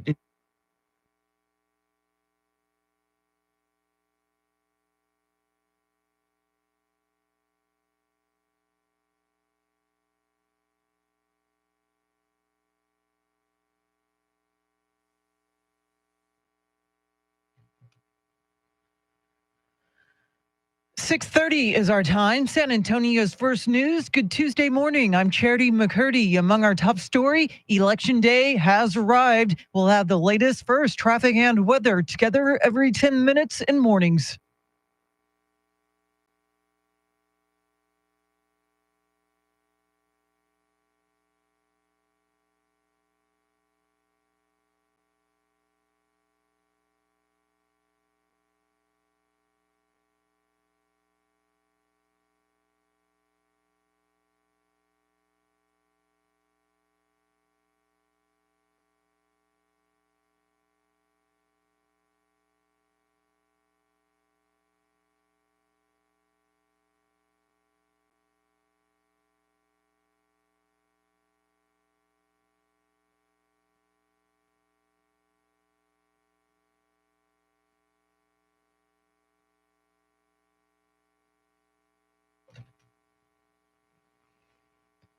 Your weather forecast for this election day. A few showers this morning, sunshine this afternoon, a high near 77. Tonight's low 53. Right now 63 degrees. Must-win Pennsylvania was the center of the final pitch for both former President Trump and Vice President Kamala Harris before America votes. Here's Fox's Jeff Minosso. Former President Donald Trump making his final case Monday night to Pennsylvania. Together we will save this country. We will defeat the corrupt system in Washington, and America's future will be an absolutely incredible one. Asking tens of thousands of people here in Pittsburgh, are you better off than you were just 4 years ago? Vice President Kamala Harris in her closing arguments just outside Pittsburgh. We are not going back because America is ready for a fresh start. In a race that we're told is razor thin, for which it's now up to voters here and across the country to decide. In Pittsburgh, Jeff Minosso, Fox News. Both Trump and Harris have spent the final days before the election courting the Hispanic vote, which accounts for about 15% of all eligible voters. Betty Cardenas is the co-chair of Latinas for Freedom. Small businesses are very important for the Hispanic community, and they had their small businesses blooming under President Trump. She says the handouts being given to illegal immigrants are frustrating to Latinos who followed the rules when they came to the country. Texas voters decide today whether Republican Senator Ted Cruz returns to D.C. for a third term or be replaced by his Democratic challenger, Colin Allred. Cruz campaigned over the weekend in El Paso and McAllen, courting Latino voters and talking about border security. Allred held a rally in his hometown of Dallas, hoping to become the first Democrat to win a statewide election in Texas in 30 years. And with all the focus on the presidential and Senate races in Texas, San Antonio area voters have other races to decide as well. Eric Lycum has more. Bexar County voters will determine whether Democrat incumbent Sheriff Javier Salazar gets to keep his job or if Republican challenger Nathan Buchanan gets the badge. Salazar has been in office since 2017. Buchanan has been a Castle Hills cop and a Bexar County deputy. The Precinct 2 constable race has Democrat incumbent Leticia Vasquez versus Republican challenger Paul Alexander Canales. Voters will also decide if they want to keep Democrat Rebecca Clay Flores as their Precinct 1 county commissioner or if Republican challenger Lena Prado should have the seat. And Precinct 3 county commissioner and Republican Grant Moody will try to fend off Democrat challenger Susan Corbell. Eric Lycum, News Radio 1200 WOAI. And a side note, classes on this election day are canceled in the school districts of Northside, Northeast, Judson, East Central, and Southwest, as well as IDEA public schools. Abortion is perhaps the biggest state issue on the ballot, as voters will be deciding 11 measures that deal with reproductive rights. 10 states, including Arizona, Colorado, Florida, have measures that would amend constitutions to establish a right to abortion. Nebraska has 2 proposed constitutional amendments on the ballot. One would protect abortion access, while the other would ban it. If somehow both were to be approved, the one with the highest number of votes would win. In every election since Roe v. Wade fell, every pro-abortion rights position has passed, even in conservative states like Kentucky and Kansas. And marijuana is on the ballot in 4 states. In Florida, where medical marijuana is already legal, voters will decide on legalizing recreational marijuana. It is a similar question on the ballot in North and South Dakota. In Nebraska, the question is whether to make medical marijuana legal. Well, a large brush fire just east of Austin continues to keep fire crews busy. Russell Scott has details. They call it the Hudson Fire. It's in Bastrop County, and it's burned 400 acres of brush and piney woods already. Dozens of crews are on hand, and Texas A&M Forest Service spokesperson Carrie Hines says high humidity has helped, but a frontal system could prove challenging. With the pop-up thunderstorms, potentially, we're looking at gusty and erratic wind, and that can lead to the fire doing things that are harder for us to anticipate. Still, an estimated 20 to 25 homes have been evacuated from the fire scene in Bastrop County.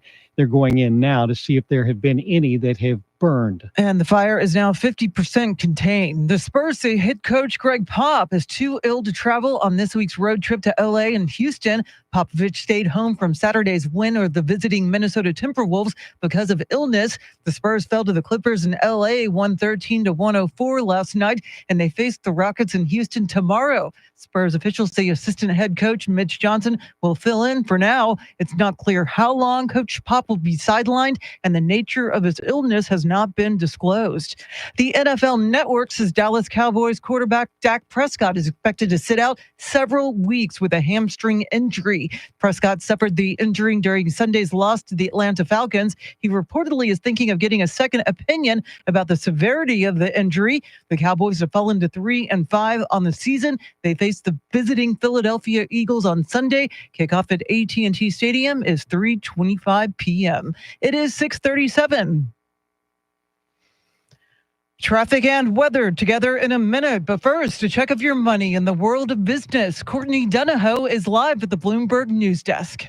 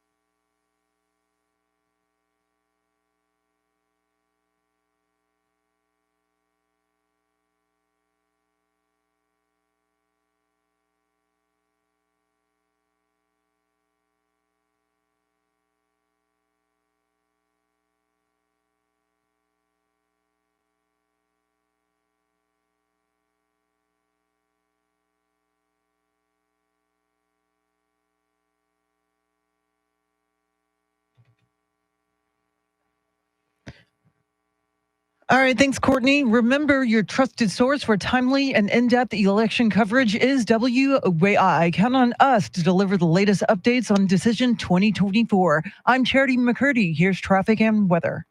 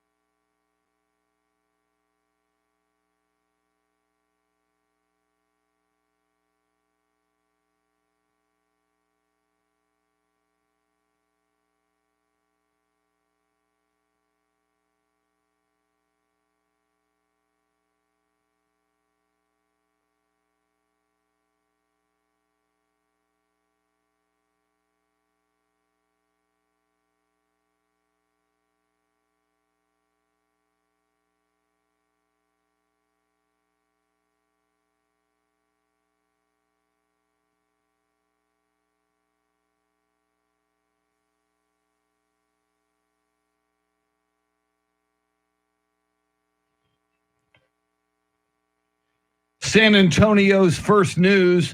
The day is here, Election Day in America, and we are now less than 20 minutes away until the polls open in Bexar County and across the great state of Texas. Polls will be open from 7 a.m. to 7 p.m. And Charity, we are asking the people this morning, did you wait until today, Election Day, to vote? If so, why? If not, why not? Charity, how do they get us that information? The free iHeartRadio app. You launch it, search 1200 WOAI, look for the red circle. That's the talkback feature. Once you hit it, 30 seconds to sound off. Yeah, and you'll sound like this. Good morning. This is Sherry. I don't think we could have just one day to go vote. Look at the lines right now, and we've had nationally, 71 million people have voted already. There's a lot of people to vote. I don't think we could do it all in one day. I think it needs to have maybe 1 week, for voting or something along those lines. Anyway, that's my opinion. Thanks. Y'all have a good day. Bye. So Thank you. we were saying, in addition to the 2 weeks of early voting, having a designated Election Day federal holiday, correct? Well, yes, but I also mentioned, and by the way, Sherry, excellent point. Yeah. I also mentioned Donald Trump is saying, as you know, he wants all paper ballots and he wants a one-day election. So I was thinking if he is elected and if he does push for that, then the one-day holiday would probably be a way to go. But as Sherry points out, if you try to do it all in one day, that would be rough. But if you early vote, this is a reward for you to have Election Day off. So you can sit back and watch the coverage and see what happens. As votes roll in, you get more into it. You can have parties. And I do like the one drink bar voucher. I do too. For happy hour after you vote. All right, let's go up to Pennsylvania and get an on-site look at the polls up there. Well, good morning, guys. Again, this is your Pennsylvania truck driver, DJ. Just want to kind of give you on-site reporting. I've passed 3 polling places so far up here in Harrisburg, Pennsylvania, up here in the capital, and I've already seen very long lines beginning to develop, and it's just 7:20. So everybody's getting out and they're voting. Today's a beautiful day, perfect weather, 50 degrees up here. So I think we're going to see a good turnout here in Pennsylvania. And DJ yesterday said he's quite confident Donald Trump will win Pennsylvania. And that's the big one. Yeah. Yes, it is. 19 electoral votes. A lot of both candidates have been spending a lot of time the final stretch of their campaigns in that battleground state. Not to mention a lot of money. Mm-hmm. All right, let's check in with RK. The RK here. Yeah, I voted first day early voting. And then I had time to get 7 more people over there to the polls and get them to vote for Mr. Trump, because I had 7 chumps that I had to neutralize. Anyway, time to put on up there, get me 2 cups of mud and sit back and relax and watch the Trump votes just pour on in, baby. Well, we love RK. My morning is nearly complete now. It would not be a complete morning without RK. All right. By the way, great to meet him at Opelka Con the other We day. got time for one more? Quick one. Here we Here's go. Connie. Good morning. This is Connie from Atkins, also the YouTube chat. Growing up in a communist country, I did not have the privilege to vote for whom I think I wanted to vote for. However, being a United States citizen, I do have that privilege, and voting on Election Day is kind of a reminder that I have that right. Have a good day, everyone. Wow.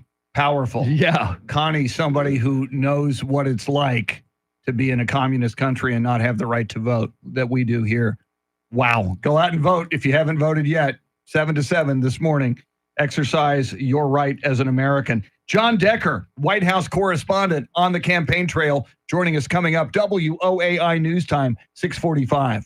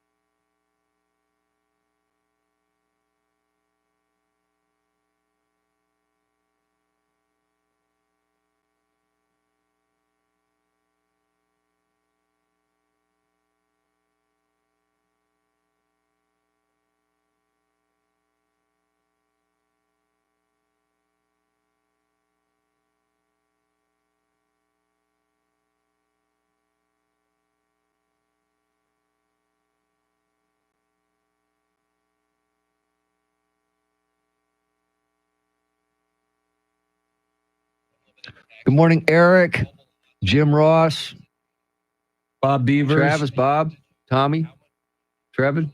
Connie, if you're in there, very good talk back. Connie. Okay, Jim Ross. Jim, who's your daddy? Trump. Is he rich like me? He's rich. He's rich. Not rich like me. I don't know if he's rich like you, but he's rich. Good morning, Ian. Good morning, Express News. Yeah. I drive by there on my way home. No, apparently. Did you see that guy on your way home? No, apparently this happened at 11 o'clock too. I was right by that, going by there when that happened. Apparently they knew each other. It was not a random deal. They didn't like each other, obviously, because they shot each other. Very good reminder, Connie.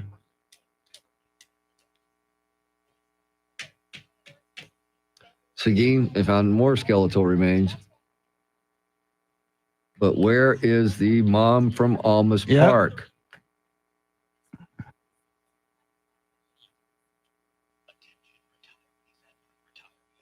Kevin thinks is back. Now, do we or don't we have time for the undecided voter hotline? I hate to risk it if we don't. Okay, good. Keep it in mind for. Yeah, I got it. I'm ready. Next hour. I'm ready. Anything from Bags? Oh, there is. It came in during the show. Okay.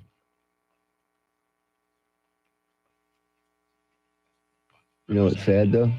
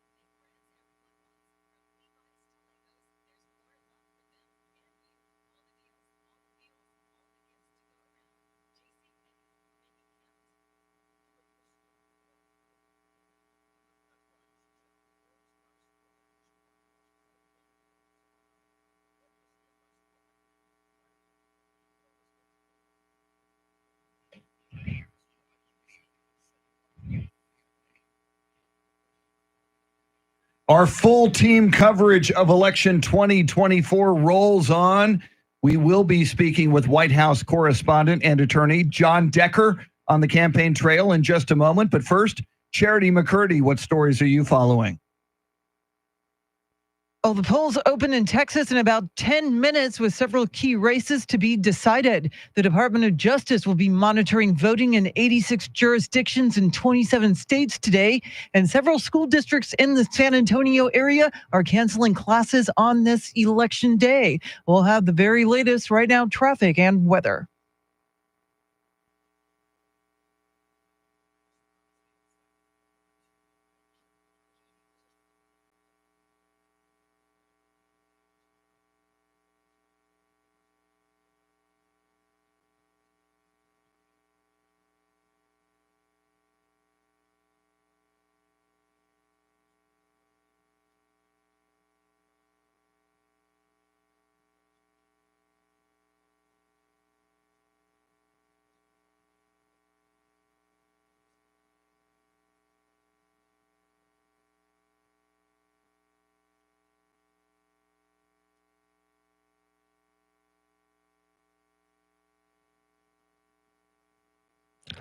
Partly cloudy, partly sunny today. Highs in the mid to upper 70s. Overnight lows in the low 50s. Tomorrow, sunshine. Highs right around 80 degrees. Thursday, rain with thunderstorms in the evening.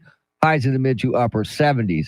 63 degrees in Leon Valley. 63 at Alamo Ranch. And 62 right here in Stone Oak. WOAI News Time, 6:51. San Antonio's first news on Election Day in America, and our full team coverage continues. White House correspondent, attorney, member of the Supreme Court Bar, John Decker joins us. John, you said to us the other day, Election Day is like the Super Bowl for you. You have been a witness to history for many, many years in America. You will be again tonight. How are you feeling on Super Bowl Sunday, also known as Election Day?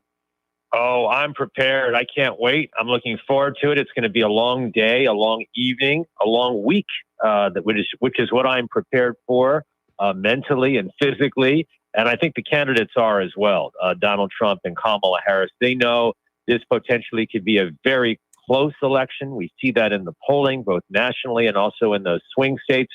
And we'll see whether that polling has been accurate. We'll know soon enough.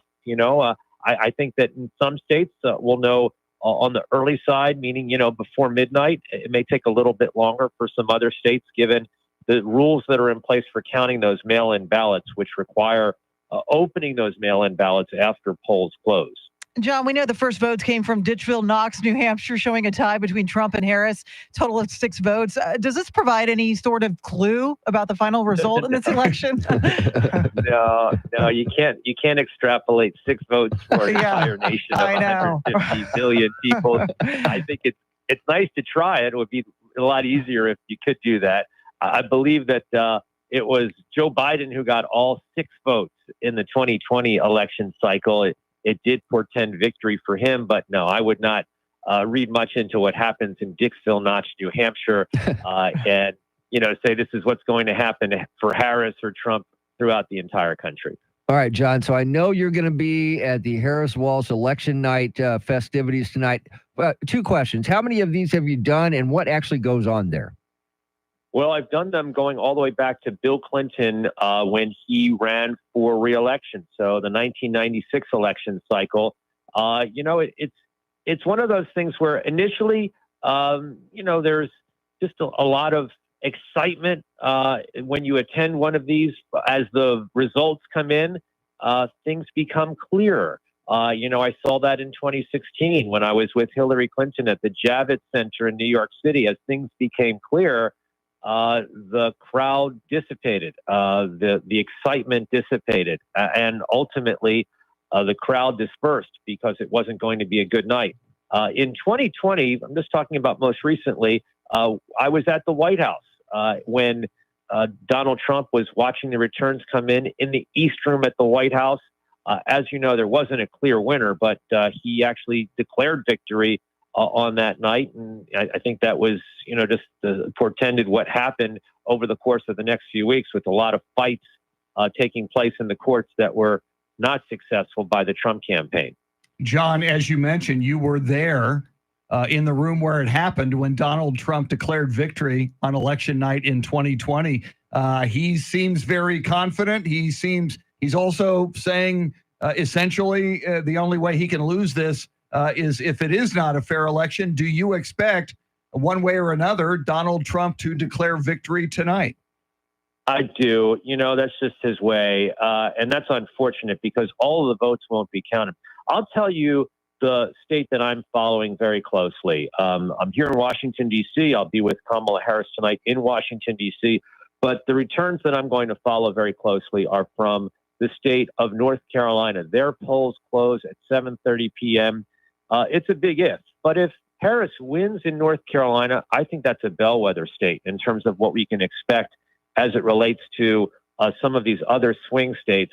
I think that's one of the reasons why Donald Trump has traveled to North Carolina Saturday, Sunday, and Monday. That's not a state that he should have to travel to 3 days in a row, given that he won the state in both 2016 and 2020. So I think things are a little too close for comfort for Donald Trump and the Trump campaign. That's the reason for those visits. But to me, those are the results that I'm going to follow very closely this evening. And John, with more than 78 million ballots already cast, we're hearing Republicans turned out for early voting at a higher rate than 4 years ago. And I imagine the push by former President Trump gets a lot of the credit for that. Oh, absolutely. He encouraged his supporters to vote on Election Day 4 years ago. This time around at campaign rallies, he was saying, get your votes in. Let's bank those votes. We don't know if those are new voters or if they're voters that otherwise would have voted on Election Day. We'll know that soon enough. And you can read a lot into the early vote. To me, one of the things that I'll be looking for is whether that gender gap holds up that we've seen in poll after poll nationally and also in the swing states. That is one of the interesting things about this cycle. The gender gap is much larger than we've seen in other election cycles. And as you know, women vote more than men. So that could be a good sign for the vice president. That's certainly what she's counting on. But there's no guarantee that every female voter is voting for Harris. That's something you have to keep in mind. And there's no guarantee that every early Republican vote is a vote for Donald Trump. So I would caution about reading too much into this early vote that we've seen so far. All right, John, it is election day. Where are the candidates today? Well, as it relates to the vice president, she got back early this morning after a very late night rally in Philadelphia. She's spending her entire day here in Washington, D.C. She's, I guess, essentially resting up for what will be a long night. I think she's making some phone calls into radio shows, probably in the swing states. I don't think she's calling your show because Texas is not a swing state, so don't be offended. As for Donald Trump, he's in Florida. He's going to be watching the returns from Mar-a-Lago. And if my colleague, for instance, who works for Great Television, is down in West Palm Beach, Florida, he'll watch the returns from the convention center there. And I'm sure that there are a lot of Trump campaign officials who will make the rounds there at that convention center, spinning the results coming in, just like we'll get a lot of spin from the Harris campaign folks here in Washington, D.C. You know, John, you mentioned the gender gap, and I'm mindful of the fact that, and you're going to be there where the Harris campaign is having that election night event tonight, whether or not we get results tonight. But, women will decide this in a sense. If enough women, given this gender gap, vote for Kamala Harris, history indeed would be made. We would have the first woman president of the United States. That would be a very, very big milestone in this country if it happened. Well, that's right. I was aware of that in 2016 when Hillary Clinton was the nominee for Democrats. It obviously didn't happen then. A lot of disappointment. And we'll see if it happens this time. But yes, history certainly could be made on the Democratic side, and history could be made on the Republican side as well if Donald Trump wins another term in the White House, returns to the White House after losing 4 years ago. History going to be made either way, and we appreciate that he is here with us for our full team election coverage. White House correspondent, attorney, member of the Supreme Court Bar, John Decker. Lots more coverage coming your way in the 7 o'clock hour. Among our guests, we will be joined by national correspondent Rory O'Neal with the latest of poll results headed into this election. Charlie Parker will also join us in the next hour, his perspective on Election Day. And coming up on a segment we call Wait Till You Hear This, we will hear from each candidate, Donald Trump in Grand Rapids, Michigan, and Kamala Harris yesterday in Allentown, Pennsylvania. But right now, Charity McCurdy has all the big stories you need to know about on this election morning, because WOAI News Time is 7 o'clock.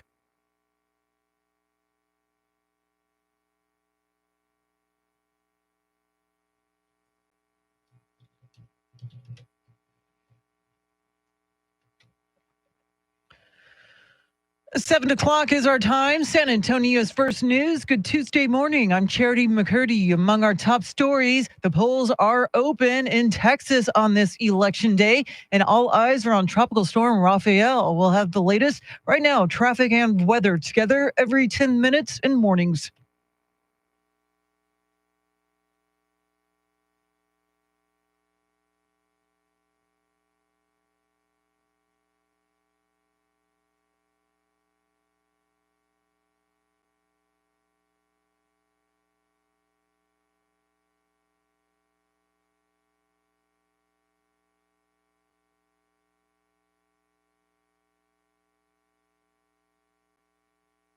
Your weather forecast on this election day. A few showers this morning, otherwise sunny this afternoon, a high near 77. Tonight's low 53. Right now, 61 degrees.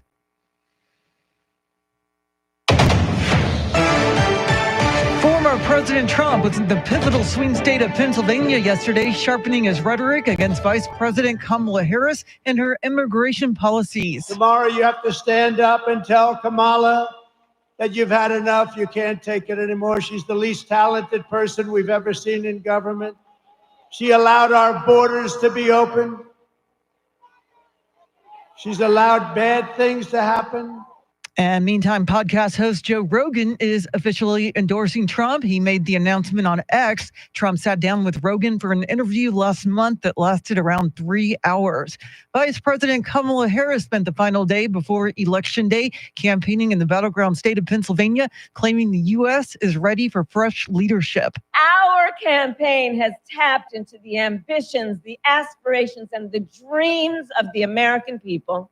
And we know it is time for a new generation of leadership in America. Pennsylvania is considered a must-win state with 19 electoral votes on the line. President Biden won the state by nearly 1 point in 2020. The presidential race isn't the only one to watch this election day. Fox's Madeline Rivera has details on key Senate races to watch. Republicans are highly favored to win the Senate. They just need a net gain of 2 seats to win the majority, or 1 if former President Trump wins the White House, since the vice president, of course, casts the tie-breaking vote. The GOP is all but sure to pick up a seat in West Virginia after Democratic Senator Joe Manchin's retirement. Republicans also eyeing Montana as one of their best opportunities to make more gains. In Ohio, Democratic incumbent Senator Sherrod Brown is fending off businessman Bernie Moreno. The race there looking tight, too, as Brown hopes to win a 4th term in a state that has trended towards Republicans in recent election cycles. In Pennsylvania, Democratic incumbent Senator Bob Casey is facing off against David McCormick. Meanwhile, several House races in states like New York, California, and Virginia could also determine who gets control of the lower chamber of Congress. In addition to the presidential race at the top of the ballot, more than 1 million registered voters in Bexar County will consider dozens of other choices, including Senate, state, county, judicial, school bond, and city charter elections. The Texas Secretary of State's office says Bexar County voters cast more than 603,000 early ballots by mail or in person by the time early voting ended Friday. The polls are now open and close at 7 o'clock tonight. Elections monitors with the Justice Department are in Texas for today's election, but they will not be allowed inside the polling sites. They'll go in just to tell the election officials inside that they're here, and they will stay outside the 100-foot mark.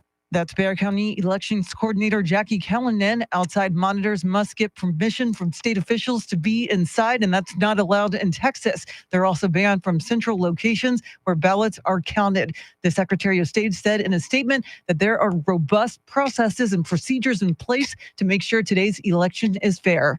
Since moving to Texas, Elon Musk has become increasingly involved in politics. His Austin-based super PAC has now spent $140 million to support former President Trump. That's not just walking around money. That's pretty substantial and has and can have an impact on the race. UTSA professor John Taylor says that Musk likely wants access to the White House as a way to influence policies that will help his businesses. Officials in Washington, D.C., meantime, have increased safety measures in case there's any potential unrest surrounding today's election. Here's Fox's Tanya J. Powers. While some businesses in Washington, D.C. have boarded up their windows and doors in the event of unrest, Mayor Muriel Bowser says there are no credible threats of violence in the district. Metro Police Chief Pamela A. Smith said there will be, quote, no tolerance for violence. As I've said before, we will hold all offenders accountable.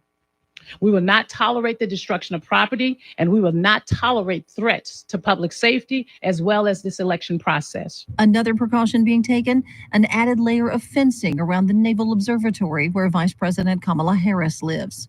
In Washington, D.C., Tanya J. Powers, Fox News. Tropical storm Rafael is expected to become a hurricane today or tomorrow as it moves across the Caribbean. It may build to a Category 3 before entering the Gulf of Mexico, where stronger wind shear and cooler waters should help weaken it.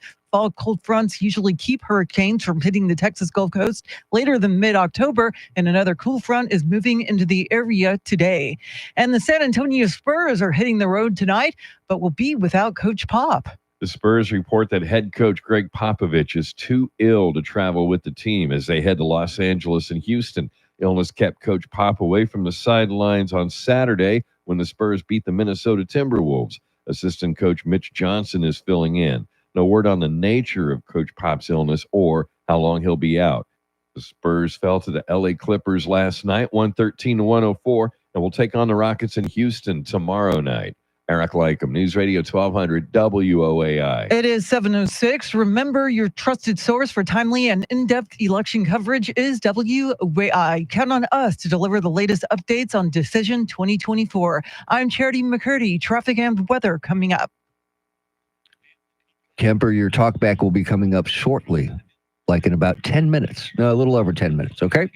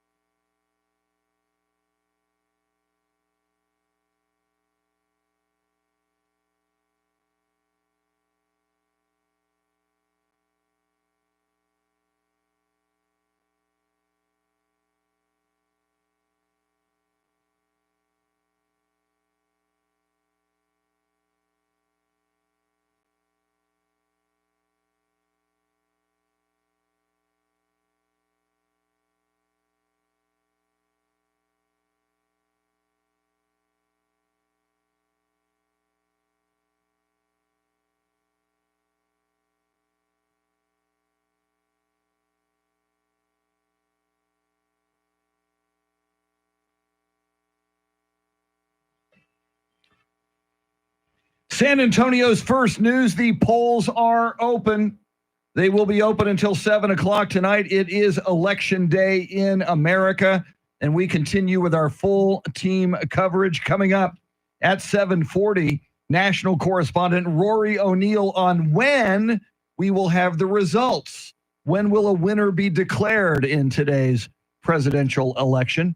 He'll have that. Charlie Parker will join us at 7:50. His thoughts and perspective on Election Day. We'll also hear from you on our Talkback feature. We've asked you, did you wait until today to cast your vote? If so, why? If not, why? And coming up on a segment we call Wait Till You Hear This, we'll hear from each candidate as they spoke on the eve of the election yesterday. First, your traffic and weather together.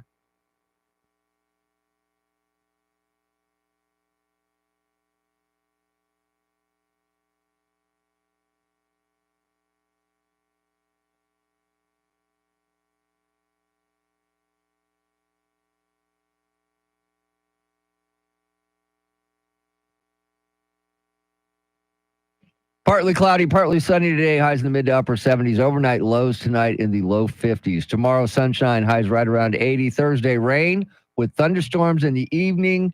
Highs in the mid to upper 70s. 62 degrees in Lavernia, Texas. 63 in Monte Vista. And 63 right here in Stone Oak. WOAI News Time, 7:11. San Antonio's first news, that is Mr. T, Tim Merriman. She's Charity McCurdy. I'm Chris Duell. Special thanks to Andrew Zimmel and EJ Pacheco doing the heavy technical lifting on this election day. We are on YouTube. If you want to watch the YouTube broadcast, we invite you to do that. There's a live chat in real time, and we often jump in there, and we often talk to you during the commercial breaks as well. Every weekday morning at this time, we span the globe to bring you the constant variety of audio in a segment we call Wait Till You Hear This. And we listen in today on what was the final campaign trail appearances of each candidate yesterday. First, we'll hear former President Donald Trump in Grand Rapids, Michigan. Then we'll hear Vice President Kamala Harris in Allentown, Pennsylvania. Let's listen. And as your president, I will fight for you every single day with every breath in my body. Together, we will save this country, this great country that we love. We will defeat the corrupt system in Washington, because I'm not running against Kamala. I'm running against an evil Democrat system. These are evil people.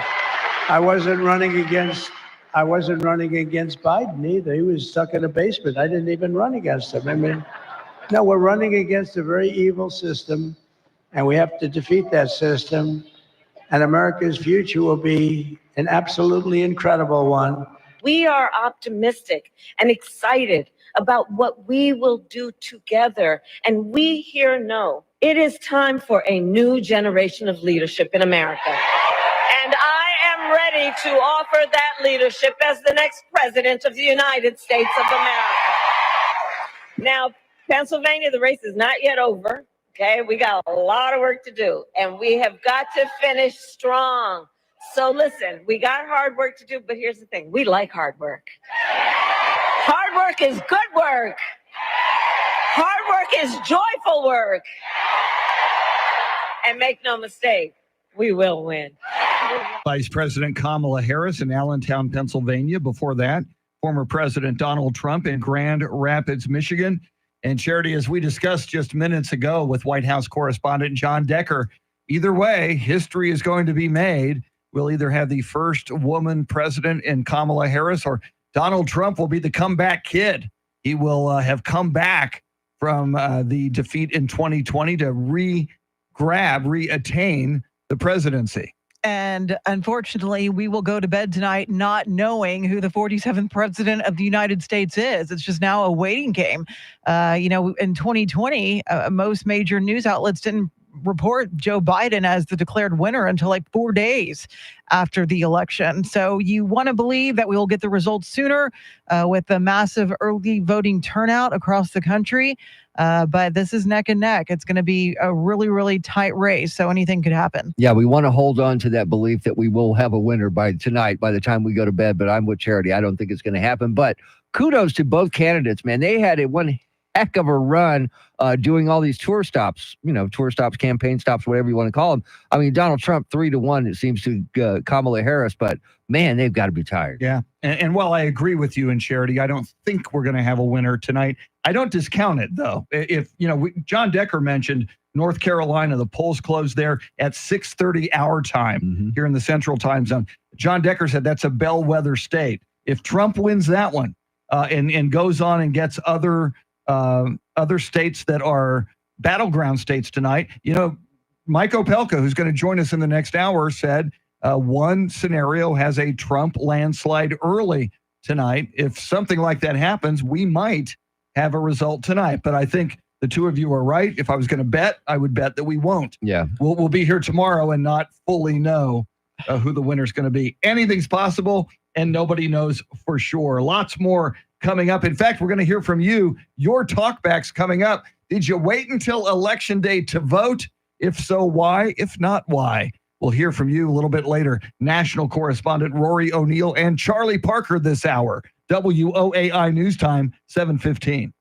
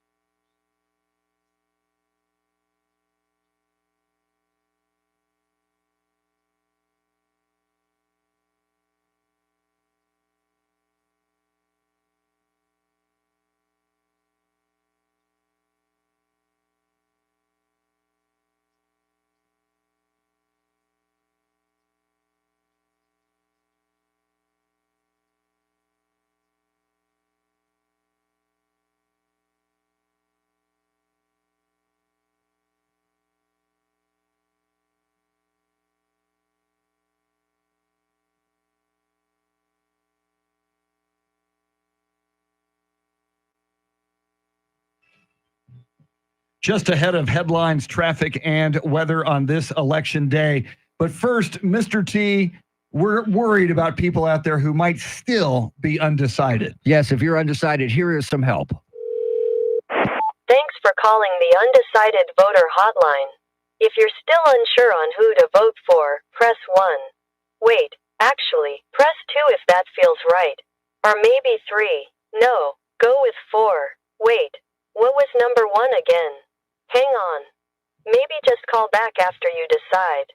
Thanks for calling the Undecided Voter Hotline. Thank you, Mr. T. A No public problem. service Yes. for undecided voters. Charity, what stories are you following? The polls in Bexar County are now open on this election day because the Electoral College will ultimately decide the presidential election. The focus is on 7 battleground states, and the Boeing strike is over. We'll have the latest right now, traffic and weather.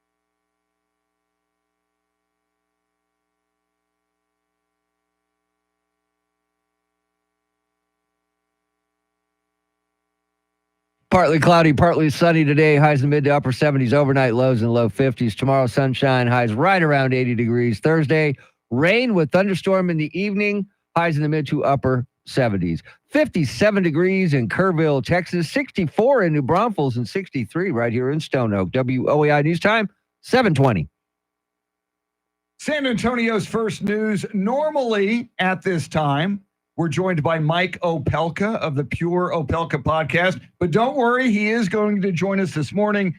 He is on the radio elsewhere this morning. He's a man in demand. So we're going to have him in less than 1 hour, 8:20 to be exact.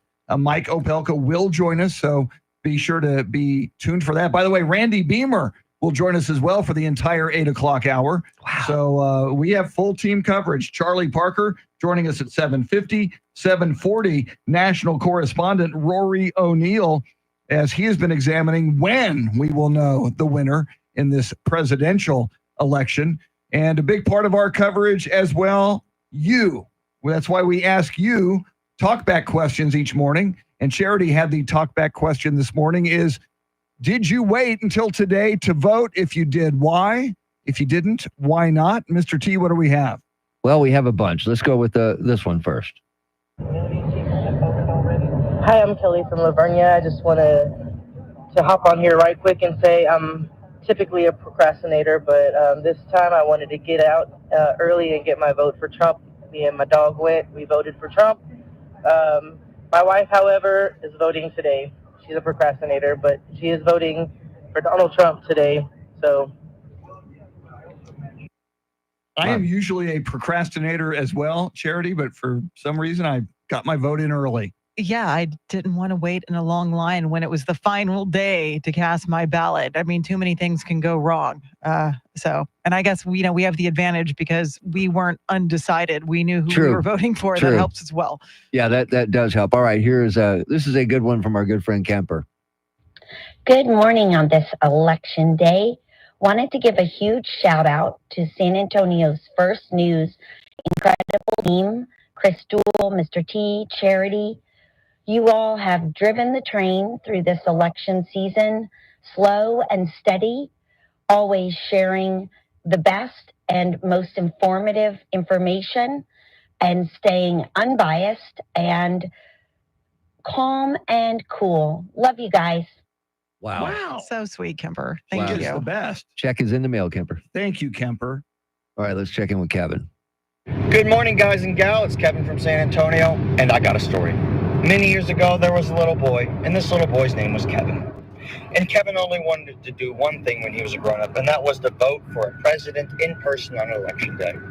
Well, almost 33 years later, he has yet to do that. Due to life's crazy adventures and circumstances, he's only been able to vote early or via mail. So here's the hope for 2028. But for 2024, vote Trump, everybody. Have a good one and be safe. Okay. Still has not voted on election day. We like the story. But he got his vote in. Way to go, Kevin. Yes. And we've often wondered what happened to Jeff Frazier, one of our longtime listeners. Well, he is back. Here he is. Good morning, San Antonio. This is Jeff, longtime no talk, been out with health issues. The wife and I went and voted early because of those health issues. So hopefully I wouldn't have to stand in a line, and seems that didn't turn out. Anyway, go vote. It's a privilege that we have that other countries don't have. It's our responsibility. And Charity, I still love you. Bye, guys. Thank you. Who doesn't love charity? I know, right? Speaking of health issues, and Jeff, hope you're hope feeling well, you're sir. doing much better, sir. I have heard as well, Charity, that if you have a health issue, if there's a long line and you have a health issue, you can tell the election workers at that polling site, and they will move you to the front of the line, which I think is a very good policy. Yeah, I witnessed that during early voting at the Justice of the Peace Precinct 3. There was some gentleman an elderly man who kept needing to sit down because it's just hard on the body to stand that long in line. And the poll workers constantly move up and down the line and spotted him and gave him the option to move to the front of the line. So poll workers are usually really, really good about that. So you don't have to have any proof that you're sick. You can just Well, they can tell, or you can be fake a it. really good actor. Yeah, you can fake it. Okay. But I like that. I policy. think it's a great idea. Most I mean, people will seriously. be honest, and Yeah. if someone needs a little extra assistance, or if it would benefit them to go to the front of the line, why not? I agree. Yeah, hopefully I don't think anyone would protest that. No. I mean, come on. Well, except that guy that punched out that poll worker. Well, he yeah. might have. Yeah. He might have taken issue. There is that. True. I'll let that go someday. That just drives me crazy that it happened in Bexar County. All right. Coming up, national correspondent Rory O'Neal. He's got an idea on when we will know the results of this presidential election. Also, next half hour, Charlie Parker's thoughts on this election day. WOAI News Time, 726. And we're back. Woo! Sarah, Connie, Travis, Trevin, Tracy Bogert, Eric, Kemper, if you're still in here, thank you. Awesome, by the That way. was so Awesome. nice of you. And we try to we tried to stay unbiased. Good morning, Sarah. Even though what's his name yesterday? Was it Alex? Yes. I want to know who you voted for. Yeah. It's a news program, Alex. Thank you, Kemper.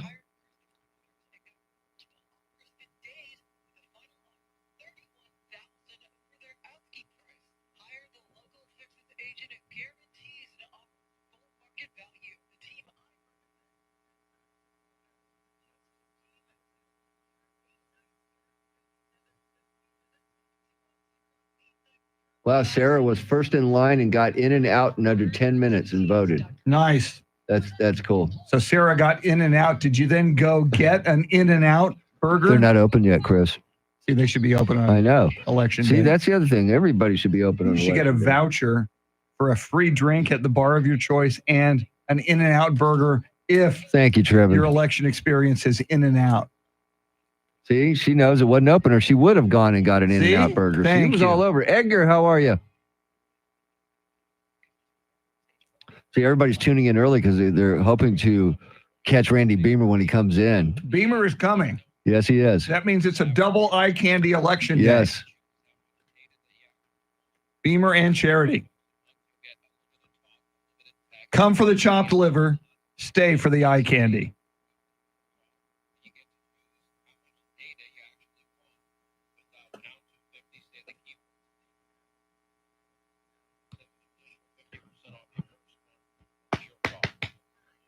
All right, I'm going to go before the Yep. before the roulette table's open. We'll be back.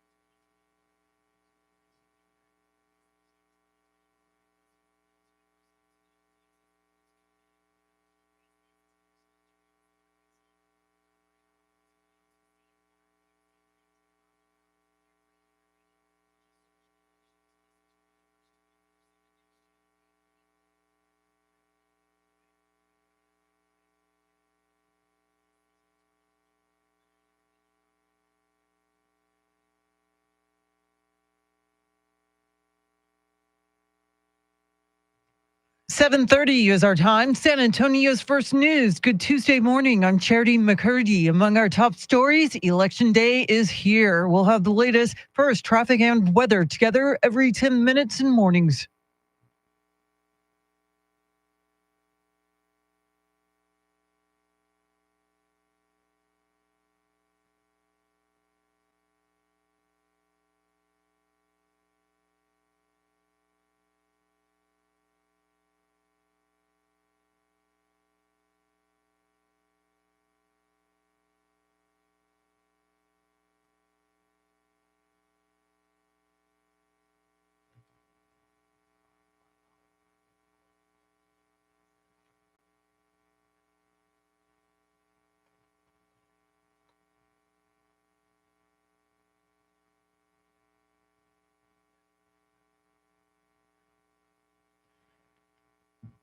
Your weather forecast for this election day. A few showers this morning, becoming sunny this afternoon, a high in the upper 70s. Tonight's low 53, right now 63 degrees.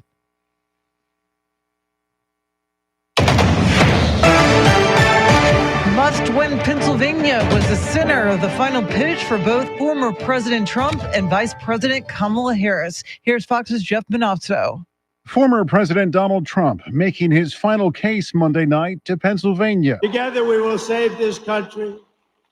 We will defeat the corrupt system in Washington, and America's future will be an absolutely incredible one. Asking tens of thousands of people here in Pittsburgh, are you better off than you were just 4 years ago? Vice President Kamala Harris in her closing arguments just outside Pittsburgh. We are not going back because America is ready for a fresh start. In a race that we're told is razor thin, for which it's now up to voters here and across the country to decide. In Pittsburgh, Jeff Manozzo, Fox News. And Harris closed out her campaign in Philadelphia. Trump, keeping with tradition, closed out his campaign in Grand Rapids, Michigan. Both Trump and Harris have spent the final days before the election courting the Hispanic vote, which accounts for about 15% of all eligible voters. Betty Cardenas is the co-chair of Latinas for Freedom. Small businesses are very important for the Hispanic community, and they had their small businesses blooming under President Trump. She says the handouts being given to illegal immigrants are frustrating to Latinos who followed the rules when they came to the country. Over 9 million Texans have early voted. With all the focus on the presidential and Senate races in Texas, San Antonio area voters have other races to decide as well. Eric Lycum has details. Bexar County voters will determine whether Democrat incumbent Sheriff Javier Salazar gets to keep his job or if Republican challenger Nathan Buchanan gets the badge. Salazar has been in office since 2017. Buchanan has been a Castle Hills cop and a Bexar County deputy. The Precinct 2 constable race has Democrat incumbent Leticia Vasquez versus Republican challenger Paul Alexander Canales. Voters will also decide if they want to keep Democrat Rebecca Clay Flores as their Precinct 1 county commissioner or if Republican challenger Lena Prado should have the seat. And Precinct 3 county commissioner and Republican Grant Moody will try to fend off Democrat challenger Susan Corbell. Eric Lycum, News Radio 1200 WOAI. And Texas voters decide today whether Republican Senator Ted Cruz returns to D.C. for a third term or be replaced by his Democratic challenger Colin Allred. Cruz campaigned over the weekend in El Paso and McAllen, courting Latino voters and talking about border security. Allred held a rally in his hometown of Dallas, hoping to become the first Democrat to win a statewide election in Texas in 30 years. And extra eyes will be on the state's polling sites today. Here's Beth Myers. Election monitors with the U.S. Justice Department are in several states, including Texas, for today's election, but they won't actually be allowed inside the polling sites. There's only, I think, 2 or 3 of them that are here. So they will be moving from site to site, much like the inspectors do. That's Bexar County Elections Coordinator Jackie Callanan. Outside monitors have to get permission from state officials to be inside, and that's not allowed in Texas. They're also banned from central locations where ballots are counted. I'm Beth Myers, News Radio 1200 WOAI. And abortion is perhaps the biggest state issue on the ballot, as voters will be deciding 11 measures that deal with reproductive rights. 10 states, including Arizona, Colorado, Florida, have measures that would amend constitutions to establish a right to abortion. Nebraska has 2 proposed constitutional amendments on the ballot. One would protect abortion access, while the other would ban it. In every election since Roe v. Wade fell, every pro-abortion rights position has passed, even in conservative states like Kentucky and Kansas. Well, a large brush fire just east of Austin continues to keep fire crews very busy. Russell Scott has the latest. They call it the Hudson Fire. It's in Bastrop County, and it's burned 400 acres of brush and piney woods already. Dozens of crews are on hand, and Texas A&M Forest Service spokesperson Carrie Hines says high humidity has helped, but a frontal system could prove challenging. With the pop-up thunderstorms, potentially, we're looking at gusty and erratic wind, and that can lead to the fire doing things that are harder for us to anticipate. Still, an estimated 20 to 25 homes have been evacuated from the fire scene in Bastrop County. They're going in now to see if there have been any that have burned.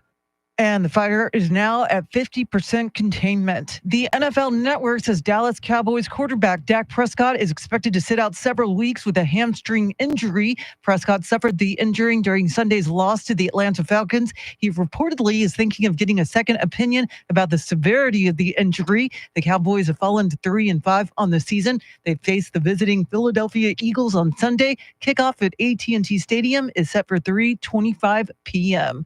It is 7:37. Traffic and weather together in a minute. But first, a check of your money in the world of business. Courtney Donahoe is live at the Bloomberg News Desk.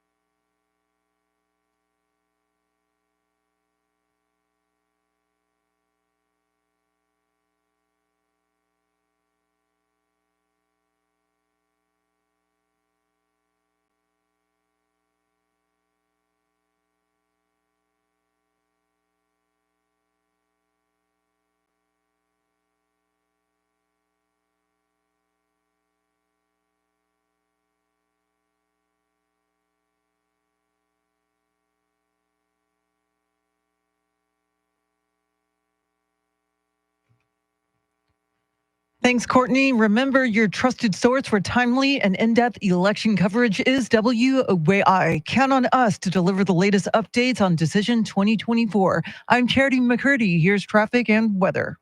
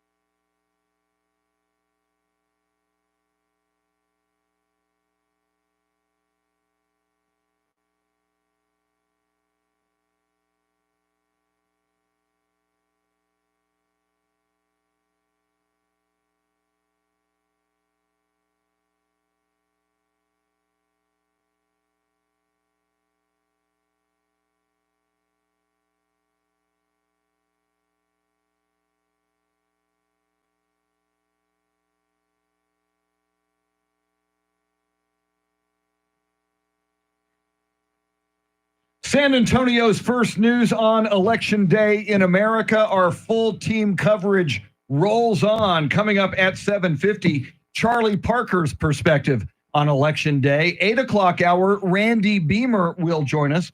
We'll check in with Joe Pags as well and Mike Opelka in the 8 o'clock hour. But right now, national correspondent Rory O'Neal, a big part of our election 2024 coverage. And Rory, the one question a lot of voters and Americans are asking is when? When are we going to know who won this election for president? What's the latest on that?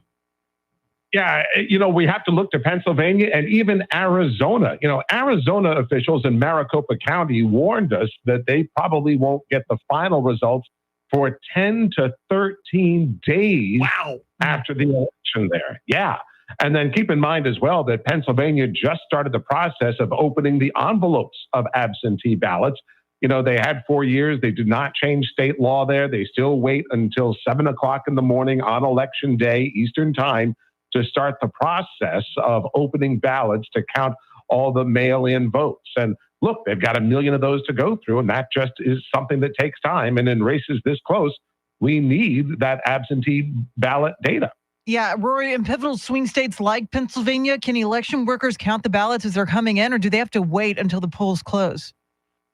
Yeah, Pennsylvania, for instance, they can't even open the envelopes for the absentee ballots until 7 a.m. today. Other states, and then it's difficult because every state has different rules. Some will run the numbers of the ballots through the tabulation machines. Others will say, no, we'll collect the ballots, but we won't run them until after the polls close. And then when they report them is all over the map. Milwaukee rules are crazy. They don't even start until after the regular polls close. So those numbers don't come in until overnight. So everyone has a different set of numbers. And in these swing states where it's all being divided by a point and a half, we need the data from the absentee figures to try to determine a winner. So you can't just dismiss it. All right. And then it looks like it's going to be so close that there'll be some sort of challenges. What kind of challenges could we see? Yeah, we've seen legal challenges against who's on the voter rolls, how some of the absentee ballots are being handled, how they're being transported and tracked, and whether or not there are verification systems in place. I think since this election cycle began, more than 200 lawsuits have been filed in different states. Most of them are in Georgia, challenging some of the new election rules there.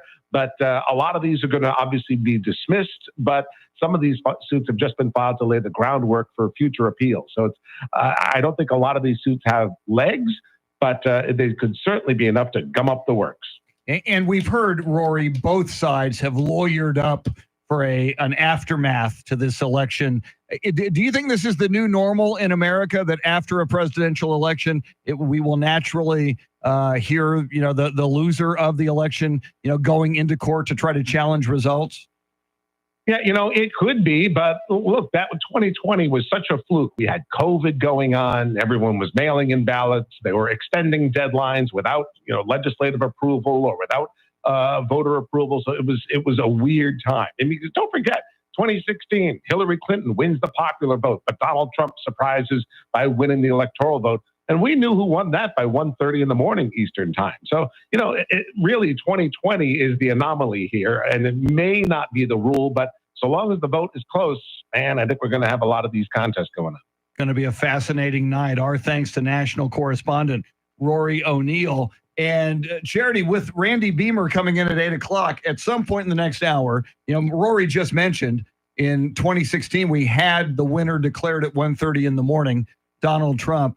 We all have to predict what the day and the hour that the winner, and I might just roll the dice and say tonight at 2:45 in the morning, or actually, so that would be Wednesday morning at 2:45 in the. I got a feeling that what we're all expecting, and Rory says 10 to 13 days for Maricopa County, Arizona to decide. Right. Yeah. I'm going to put my money on Thursday at 7 a.m. Are we doing this already? Well, I'm going to wait for Randy before. Okay. All right. So I may still change my mind. Okay. I'm like an undecided voter. Yes. I'm going to call the undecided voter hotline during the break. See if I can learn something. All right. Coming up, before Randy Beamer at 8 o'clock, Charlie Parker will join us. His perspective on this election day is coming. Don't forget, Mike Opelka and Joe Pags in the 8 o'clock hour as well. WOAI News Time, 7:45.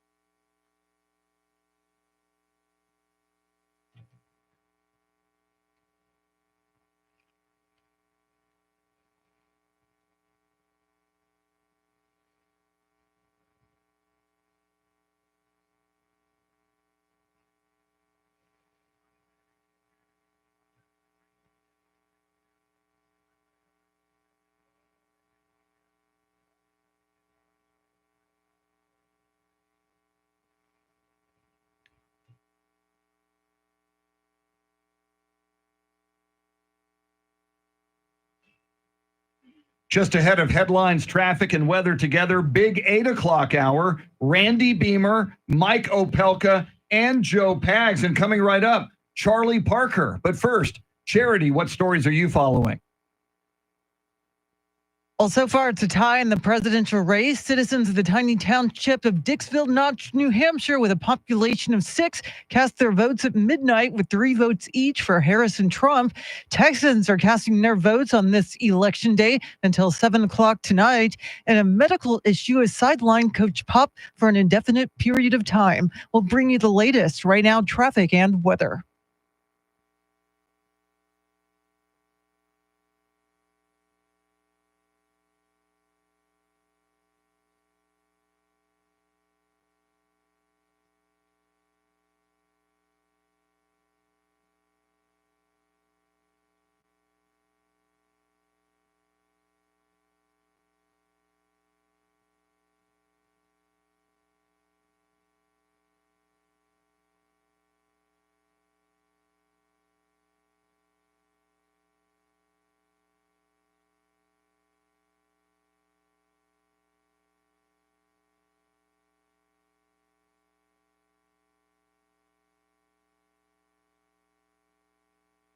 Partly cloudy, partly sunny today. Highs in the mid to upper 70s. Overnight lows tonight in the low 50s. Tomorrow, sunshine. Highs right around 80 degrees. Thursday, rain with thunderstorms in the evening. Highs in the mid to upper 70s. 63 degrees at Fort Sam, Houston. 63 at Lackland Air Force Base. And 63 right here in Stone Oak. WOAI News Time, 7:51.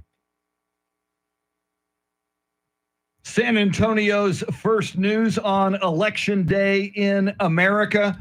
Our team coverage continues. 8 o'clock, Randy Beamer will be in studio. 8:20, Mike Opelka from the Pure Opelka podcast. Right now, we are joined by Charlie Parker. Charlie, we have been counting down to this day for about a year now. It is Election Day. How do you feel today? I think I'm concerned, and then I have moments where I think that I'm not. You know, I predicted last week that Trump will win the electoral vote and that Harris will win the popular vote. But my mind kind of changed a little bit after this past weekend, because there were a couple of things that took place that I have no idea whether they're going to change anybody's mind or not. Probably not. The first would be Kamala Harris on Saturday Night Live. Not because of what she did. I don't care what she does or that she went on there. But there are a lot of pundits saying the fact that that NBC violated the equal time rule, and that from the public's perspective, the fact that she was on there, instead of worrying about her campaign, she's on there, you know, frolicking around and having a good time, that it might be perceived as, well, she doesn't even really care about what she's doing. She'd rather be on television. What do you think? I don't think it's going to really affect. First of all, you'd have to watch Saturday Night Live to even know that it happened. And I caught it by accident because there were no West Coast football games on Saturday night. I don't think it's going to affect anything. Yeah, and I'm just wondering, do you have any concern about Election Day related violence, especially once the results come in? Are you worried about how people react if their candidate doesn't win? I hope not, and that's all I can do is hope not. But I think that either party's supporters have the, what's the word I'm looking for? Not necessarily the propensity. That means that they, you know, they're ready to go. Mm-hmm. But I think that anything could happen regardless of which party wins, which one loses. But the good news is on that, we don't have to worry about something like that happening for a couple of days. Yeah. Because I don't think there's going to be any decision tonight or tomorrow or the next day. How long it's going to be, I don't know. But other than Harris being on Saturday Night Live, the other thing that concerns me is in the last couple of days leading up to today's election, Trump was saying some pretty weird stuff. I'm not buying the, you know, he wanted to shoot Liz Cheney. I'm not buying that. But he did say, and I think it was Pennsylvania, wasn't it?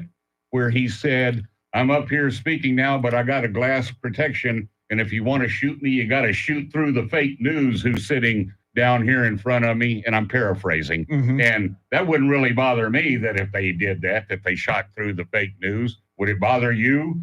I thought that was like way over the top. And I'm surprised that Harris's side hasn't capitalized on that. Maybe because it was the weekend right before the election, they haven't had time to get to that yet. But you would think they would have capitalized on that. All right, so you don't think the results will be in tonight or tomorrow? Nah. You don't see another 2,000, do you, where we go like 36 days? I don't think that's okay. We're never going to have a Chad thing again. Yeah, but this is Apologies similar, to everybody though. named Chad. Similar by not, certifying the election. I don't think it'll be more than this weekend. Okay. Maybe. Okay. Well, and I remember that 2000 election. I was on the air with you, and it went into December. I remember coming to work each day going, are we going to find out today who the president is? And it took us into December. Let's hope it doesn't go that long. Yeah, I don't think it's going to. Let me ask you quickly, how long are y'all going to stay up tonight to watch? Probably, I'm going to pull a late night as long as I can. I'm willing to go to like 11:30, maybe midnight if I can, just to get a full sense of what's happening in real time. At least where we are, because again, Yeah. I don't. Yeah. Everybody think it's not going to be done tonight. Yeah, I don't think it's going to be done tonight. So I'm no. going to stay up as long as I can and then until I get tired and go to sleep. Yeah. But the longer you stay up, I mean, we're going to witness history one way or Amen. another. So, but I have a feeling we won't know a winner by the time we're on the air tomorrow. Is it still history if you DVR it? Sure it is. As long as you don't look at your phone for no spoilers. Okay. Yes. That's how I watch a lot of sports these days. I record it, and then that way, like, especially baseball, because then you don't have to you don't have to watch the pitching changes and the commercials. I just fast forward it and watch the little box with the count. Our thanks to Charlie Parker, his perspective on this election day. And with Randy Beamer coming in at 8 o'clock, Charity, we will make our predictions on day and time that the major networks will call the winner. I'm ready, and the winner gets drinks purchased for them at the Angry Elephant. The Angry Elephant. Okay. Now there's a wager on this. I like this. Now I got to do some research on this. Now I'm going to take this seriously. Now I might not flippantly say we're going to know tonight, because there's adult beverages on the line. All right, big 8 o'clock hour coming at you. Our full team coverage rolls on with Randy Beamer, Mike Opelka, Joe Pags, and more. Charity coming at you with all the big stories you need to know about on this election day at the top of the hour. WOAI News Time, 7:57.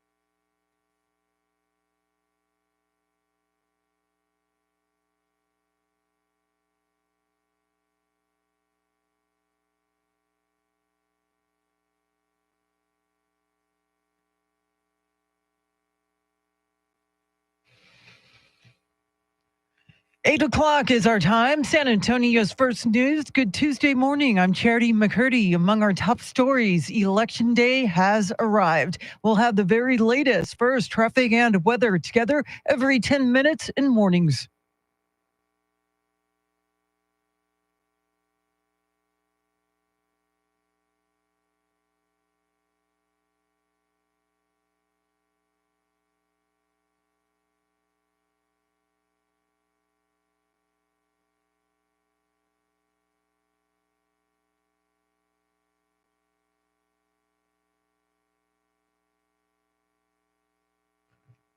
Your weather forecast for this election day. A few showers this morning, becoming sunny this afternoon, a high near 77. Tonight's low 53. Get a move on. It is 63 degrees.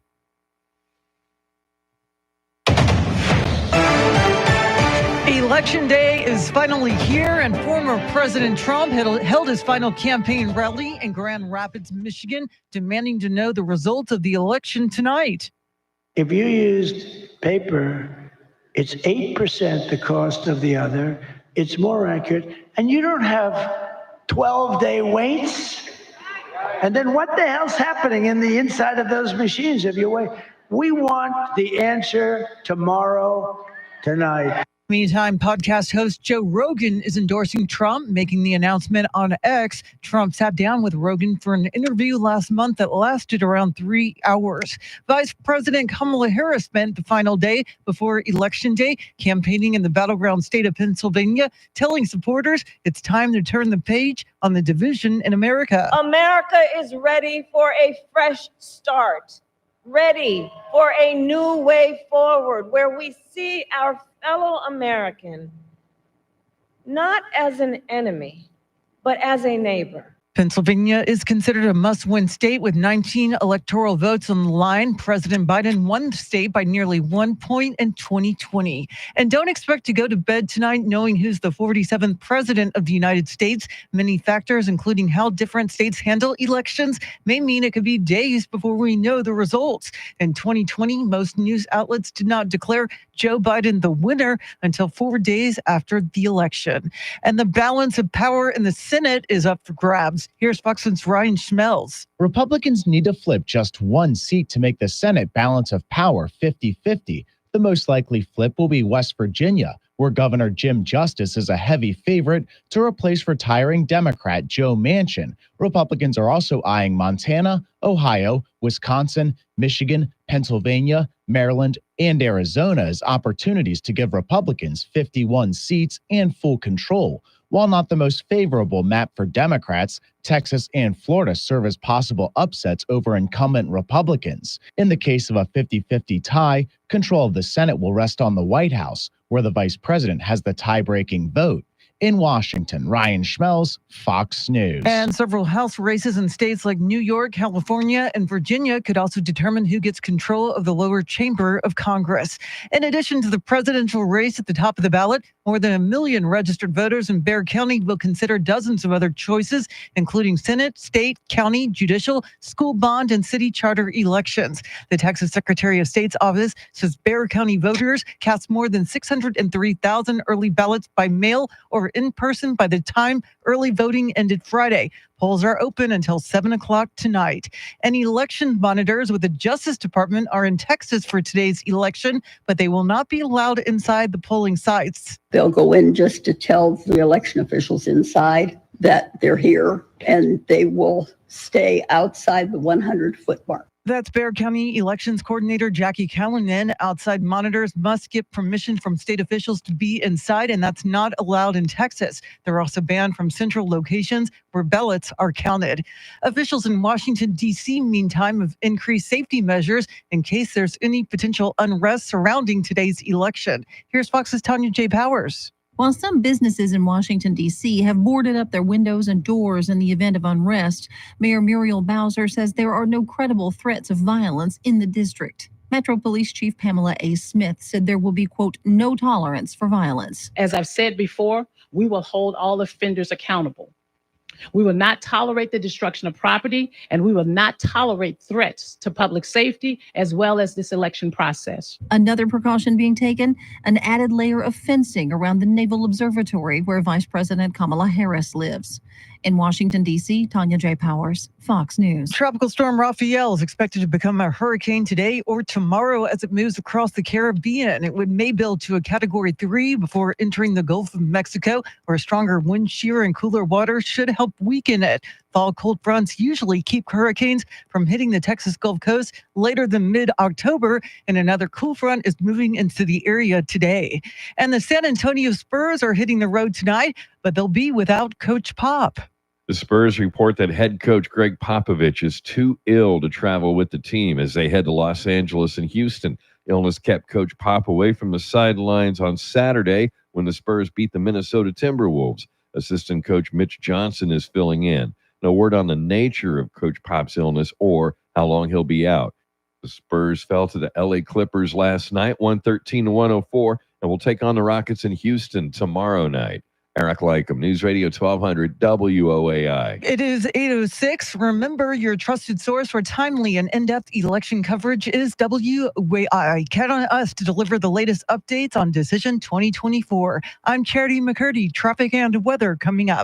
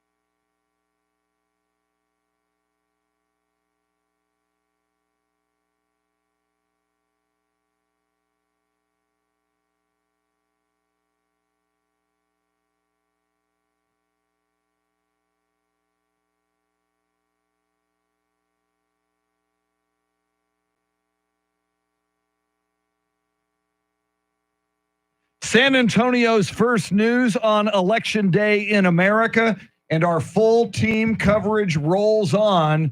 We just heard from Charlie Parker. She is Charity McCurdy. That is Mr. T, Tim Merriman. I'm Chris Duell. And in studio now, if you're on YouTube, you see him adjusting his headphones. The motorcade has arrived. The red carpet has been rolled out. Oh, goodness. And Randy Beamer Yes. is in studio. Randy, what is going on? Randy Beamer! It's the end of the world as we know it, Chris, because And I feel fine. only because of that introduction for me. I will tell you, there's a cold wind blowing this morning. There is. And I don't know what that means. Charity, Let's go back to the 1800s and your covering of the news history. Wow. I'm not saying you're that Shots old. fired. What do you Wow. think? What do you think the weather might have to do with any of this? Anything or not? As far as our weather locally, is it a signal? Just overall, an omen. Do you look for omens on election day? Not on election day, but over the weekend where I was in my place of Zen happiness, I did see a rainbow in the sky. And to me, that felt like that would generate a positive outcome. Which meant to you what? That there will not be any violence or unrest on this election Wouldn't day. that be nice? Don't you think Yes, that would be that nice? would be very, very nice. I heard you ask Charlie about that, and I didn't hear you guys answer any of that. What do you think might happen, could happen, will happen, won't happen? After January 6th, I don't think you can rule anything out, but I am the eternal optimist, and I'm just hoping everybody is voting their conscience and just leaving it at the ballot box and just let the votes be tallied and get the result and accept them and only control your reaction. That's all you can do. You did go to your happy place. You did go to your moment of Zen. That's cool. I will say that I'm pretty sure that we're going to hear stories, though, of whether it's large, small, whatever, from across the country, that there's going to be pinheads out there on, say, both sides that are going to try to get some attention or reaction or whatever. I agree. If we had a guy in Bear County, as we know, Right. punch out a poll worker. So I think there's going to be pockets of that. I'm hoping for no large scale violence. Right. And I don't think we should, I think we got to keep in perspective when we watch and listen to the news today, and especially the social media, to not blow something out of proportion that, a rumor on a day like today about something can just take hold like wildfire with social media the way it is. Hey, did you hear this or whatever? And before it's knocked down, it has gone through X and your cousin and your brother-in-law, and, you believe it. So, Well, and I would say expect some deep fakes. Yes, we've already keep seen an eye out for some. that, yeah. So there probably will be some deep fake videos, perhaps about some violence that might not even be happening. There were these Russian deep fakes already about election machines. Yes. You put in a vote for one candidate and the other one shows up. I expect more of those today and tonight. And tonight, again, I don't think we're going to find out anything, right away. But remember, this is one of those things where we should play. Remember when 2000, you were talking about that you were on the air in 2020 at 11:30 or 12 at some point that night, Trump had claimed that he won. There were some analysts in the newsroom that I was in that had accepted more or less that Donald Trump had won. They were going home and whatever. That was at midnight. And then it was 4 days later before the election was finally called for Joe Biden. Yeah. So who knows what's going to happen tonight? You just hope everyone is willing to accept. I don't think we're going to have the answer tomorrow morning. I'm thinking it's going to be several days. I hope it doesn't stretch into the weekend, because I feel like the longer the results are, delayed, the higher likelihood that there will be claims of voter fraud and irregularities, and it'll only make tensions worse. I think we should have a new bingo card for tonight. There's some new phrases coming out. Like, have you heard this one, granny gap? No. There's a thing, it's about the women over 65 that they figure that is has to do with the Iowa poll that has Harris ahead, that older women, 65 and older, are breaking for Kamala Harris in a huge way, according to some polls. So we'll have to get, I think we're about out of time here, but Charity is going to be having to, talk about her granny gap. What? I don't know. What I meant was her take on. Oh, okay. I think there was something happened to my microphone here. Yes. You kids, you. My goodness. Get off my lawn. Coming up, Mike Opelka joins us from the Pure Opelka podcast. His thoughts on Election Day. Don't go anywhere. Full team coverage of the 2024 election rolls on. WOAI News Time, 8:15.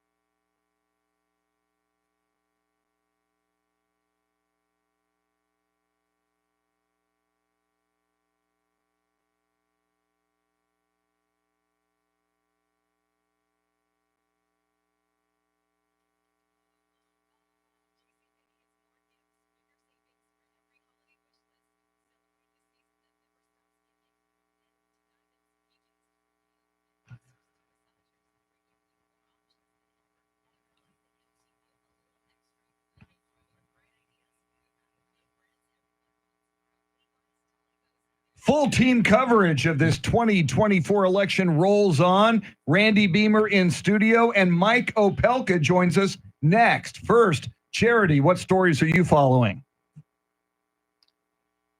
Well, the polls are open in key swing states on this election day, with polls in Texas open until 7 o'clock tonight. Former President Trump is expected to spend Election Day in Florida, while Vice President Harris will be in Washington, D.C., and Tropical Storm Raphael is expected to become a hurricane today or tomorrow. We'll bring you the latest right now, traffic and weather.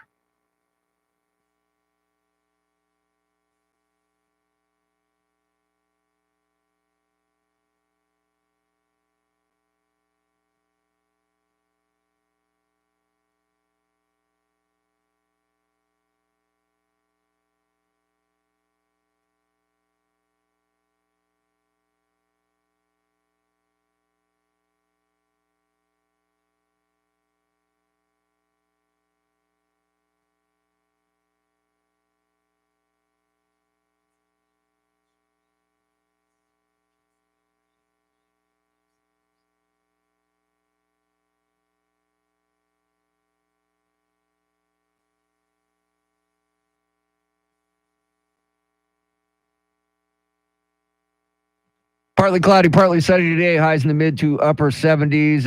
Overnight lows in the low 50s. Tomorrow, sunshine. Highs right around 80. Thursday, rain with thunderstorms in the evening. Highs in the mid to upper 70s. 63 degrees in Castroville, Texas. 63 in Von Army, and 63 right here in Stone Oak. WOAI News Time, 8:20.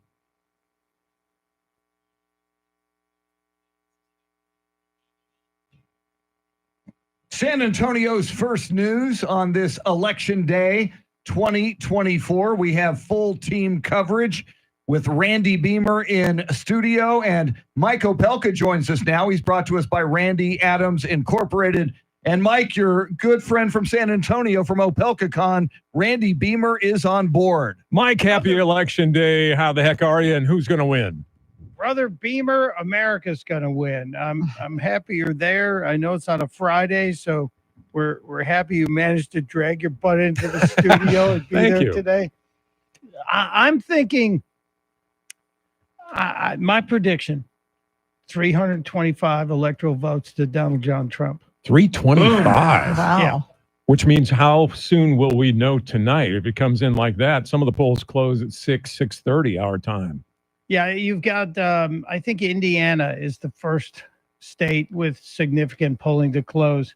But I just think with exit polling that we're going to start seeing, it's massive lines in early voting right now, early day voting. But I think we're going to have an indication close to 8 or maybe 9 o'clock. Wow. You don't think back to, was it 2000 when the exit polling in Florida was a little iffy and people declared Al Gore?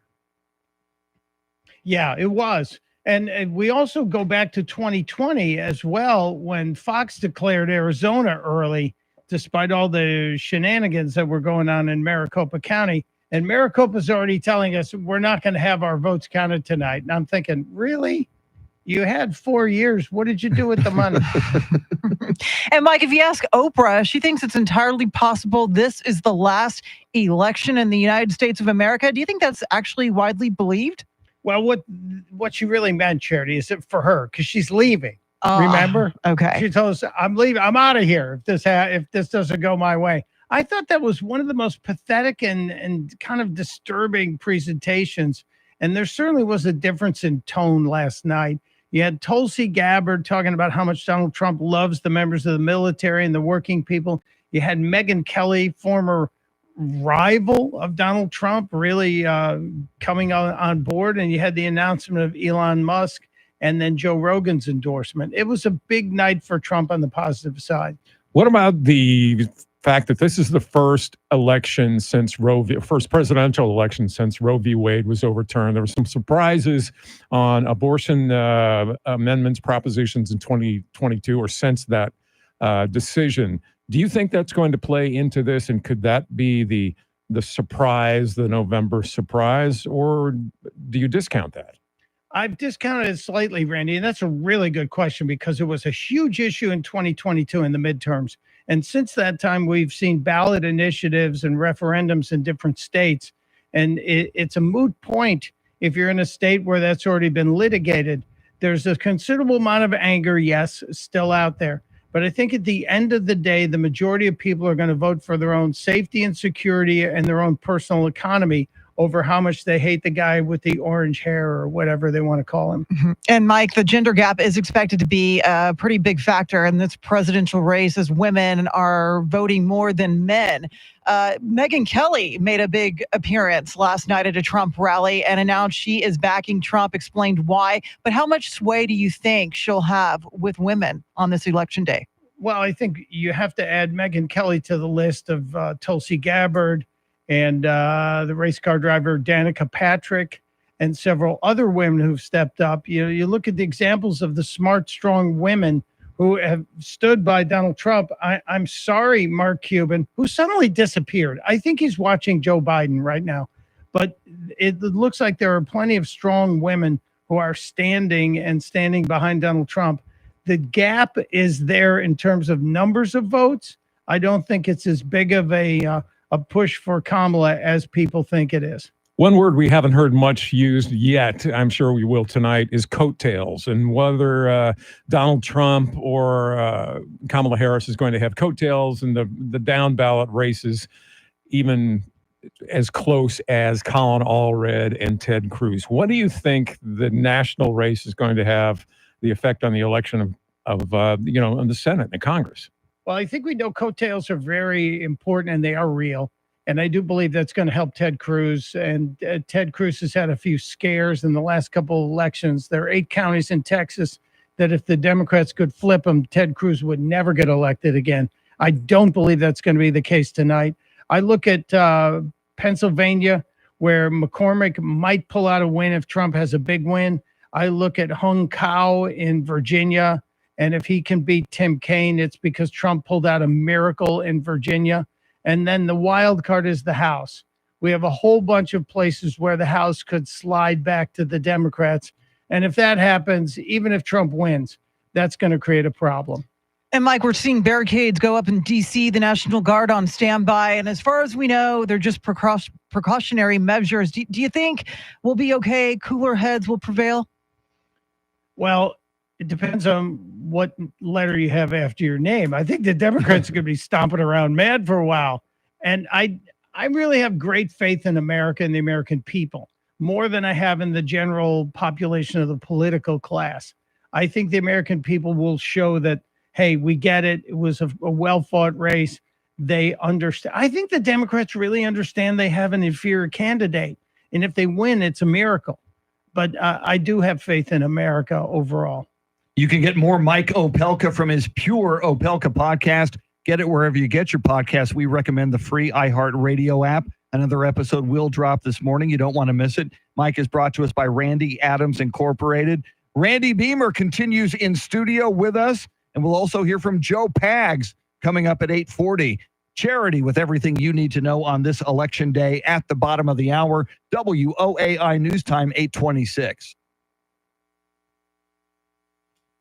Woohoo! And we're back. So, Randy, you early voted at Castle Hills? I early voted at Tobin Library. My mom was at Castle. Oh, so you took your mom to Castle Hills? Well, you parked right next to this man named Fabian Rios. Yes, I was going to tell him hi. Yeah, he's right here on. You can tell him hi. Hi, Fabian. How are you? I have written down someplace. Wait. Fabian, Yeah, what color was Randy's Ferrari? Was it? Was he in the red or the blue one? red, Was he in the red or blue? Depending on who his mom was voting for. He had a nice big truck. Yeah, and he had a broken femur, so they let him vote from his truck. Is that what it was? Yeah. Oh, from his truck? Yeah, that's what he said. Cool. Oh, wait, okay. He said, see what this said? Okay, I don't know where I can put that. Right there. Can you see it? No, but you got to get close. Right there. Say hi to Fabian on WAI Radio Look at that. on Friday. Look at that. I wrote that down. So Wow. that, But it's Tuesday. And then I forgot. Well, Yeah, he he's said here they- now to see you. So Yeah, he perfect- said So- perfect you timing. parked right next to him, and the Castle Hills voting officials let him vote from his truck because he was recovering right. from broken femur. Well, I didn't get to see what they did when they brought it out. Was it a laptop? Was it a big deal? I don't was know. it going to be a pain? Because Fabian, they tell us asked how my it mom. did. Fabian, tell us what happened. He said, good morning, my WOEI cronies and Randy. See, one of these days you'll become a WOEI crony. I don't think so. If you wear this hat when you leave here while you're driving. It's just too close to a Cardinals hat for me. Well, see, as a kid, true that. I'm a Cubs fan, man. So, Cardinals I hate. Because I was, halfway between Chicago and St. Louis, and Cardinals, my least favorite teams of all time is the Cardinals. Yeah. Can't stand them. We go up, and because they won all the time. Yeah. When I was a kid. Oh, yeah. Although I have to admit, Wizard of Oz, man, Ozzie Smith was amazing. I mean, it was fun to watch that guy, man. The shortstop, he was just good. I'm trying to think what era. See, I was 70s and 80s, late 70s, early 80s. 60s and 70s era. Yeah, when, I was just a little kid, but I was a little baby back then, Randy. I didn't really know. Me too. You want to do Joe at the top or at the end of the segment? I said going into the break. Yeah, because that way we don't have to backsell Right. it. It goes right out. Right. Okay. Yeah. Yeah, I agree with that. Yeah. So what's Terry's take on all of this and how you should cover it? What's his Actually, he's given us no direction whatsoever. Yeah, he's been surprisingly. He's been surprisingly standoffish. Yeah, we expected him to be very hands-on and. Is he listening? Terry, what's your deal? Don't know. Yeah. Don't know. It's been weird, to say the least. Did you get any break over the weekend? Did you try to get out there? Oh, I got the hell away from everything, man. I actually, Friday when I got home, tried to take a little nap, decided, screw that. Wife made some sangria. We ended up on the back porch, listening to some music, drinking some sangria, and that was pretty much it. I went to sleep by like 7 o'clock. Yeah. The sad thing was, I thought, okay, let's watch some TV, some sports. You can't get away from. Oh my God, the sports, unbelievable. Yeah, a political ad every break, horrible. multiple. And then Yeah. it was, I approve this message. Yeah, no, you didn't. All red. Oh my God. Oh my God. I'll be glad when those are done. Is they're done after today? Although I want to do some of those ads because I think I do a pretty good liberal. Yes, you could. Yes, you could. Too liberal for Texas. Yeah, although there were some, the other way too, the too extreme. And I'm trying to remember, was it the ones for Kristen Carranzo? Yeah, John that one. Lujan? Yes. John Lujan is too extreme. Yes. It's kind of, you didn't used to see those. It was No, only not too at all. liberal. Not at all. So, of course, those are more Bear County-ish. Yes, and see, more blue wall, blue. And I actually voted early. Blue hole. I voted early. You did? Yeah. For first time in a long time, my wife talked me into it. Said, "I'll take you to lunch if you'll go vote early with this." Okay, because she's retired now. Before she was not retired, so we went and did it. 5 minutes in and out. I'm serious. I was just gonna make that clip. So we went and did it 5 minutes. 5 minutes in and out. I don't know. What do you think the turnout means? And okay. Fabian has answered. Fabian has answered. He says, "No worries, Randy. I was given the same pad used inside. I remember that the official told me Randy's mom she could also vote from the car, but she wanted to go inside instead." Right. So, okay. She was saying, well, there you have it. Could be my last time going. She's not the two. Yeah, no, she's got a lot. Last time She's got a lot of in, elections still ahead of her, but man. Come on. She wanted to at least say that she walked in on this one. That's cool. How long did it take? I don't know, 15 minutes. That's not bad. See, long. I think a lot of people are surprised. Oh, wait, we have these 6 ballot propositions, and they're kind of long. Yes. Each one of them. That See? takes as long as anything. I had a lot of it. Wilson County had a lot of people running unopposed. So I'm looking at them going, okay, do they deserve a touch or not? I don't know, man. Yeah. So it's like we had a guy last in 2020 election was running for, I think it was district attorney or something, and he was going by the nickname Wedo. Okay. But obviously did not do his research, spelled it WEDO. So every time I see him, I go, what does we do want? What does we do want? And then people, nobody else caught it, man. And I'm like, okay, that's not how you spell Wedo. I was Wedo when I was in school, so I know. Right. Yeah. And no. Wedo. Yeah, Wedo. BJ Wedo. That's the new Texas. Yes. But yeah, and so I would not vote for him because we do. I'm serious. I refuse to. just because it was we do. It does seem It was typically an Anglo move. Libertarian Party endorses Trump. Yeah, I don't know if that's real or not. That's what Mike Opelka sends out, and I know you didn't have a computer with you, so I printed it for you just to be the nice guy that I am. And I forgot my. We knew you weren't going to bring your headphones, so Did you watch? we were ready Yes, for you. Thanks. I forgot my whole background I know. today. You knew? Yes. Well, it's Tuesday. You know why? Because you were running late. And so I told Andrew, I said, go ahead and plug him in. He's running late. He's probably going to leave it in his car or leave it at home. So one of the two is going to happen. So have him ready to go. Yeah. This is not my first rodeo, dude. You're like radar. I am. Actually, when I was at KZAP, that was one of my jobs was in charge of procurement. Because we didn't have a budget at all at KZAP. And I managed to pull off a lot of things by trading, by bartering. Like, I'll give you 10 koozies if you'll let us use, I'm serious. Wow. I did, man. I guess that makes sense. And so, they were even worse than Clear Channel. I mean, when I got to Clear Channel, everybody was calling it Cheap Channel. I said, guys, you don't know cheap. I worked for a company called Lotus, and we had no money. So I had to make things happen, and that was my job. That's when they jokingly used to call me in charge of procurement. Procurement. Yes. That is like radar. I forgot that was part of his gig. Yeah, too. yeah. And I always knew what we needed. I knew how to get it done, and I took care of it. That was never a question was asked. I just did it. That's why they kept me around as long as they did. Steve Karnacki. Karnacki. Watch out, here comes Chris. Oh. Steve Karnacki. I can't wait to see Kornacki tonight. He's must. Yeah. Stephen Colbert did some kind of song about him last night. Oh, did he really? Oh, really? Damn it. I'll have to go look it wasn't at a long one. It was just and one of those. Jon Stewart's doing a special live one tonight, Comedy Central. Undecision. You know who 2024. else is doing? Brian Williams. Brian Williams. I saw that. Why? It showed up on my. Why? It showed up on my Why? Apple TV, like an NBC app. Why? It was Why? this long Why? ad. Wait to tell the end. What are you doing this on? Oh, Prime. Yeah. Okay. Did I tell you about the time I flew cool. into Cambodia? I got to meet him in Houston one week. Yeah. Nice guy. I don't know. Is he still working on? I don't think so. Something. Whatever. Yeah. See, and I think your question about the Roe v. Wade was. Yeah, I think that has a lot. Has a lot to do with what's going to happen. And I did have a flashback.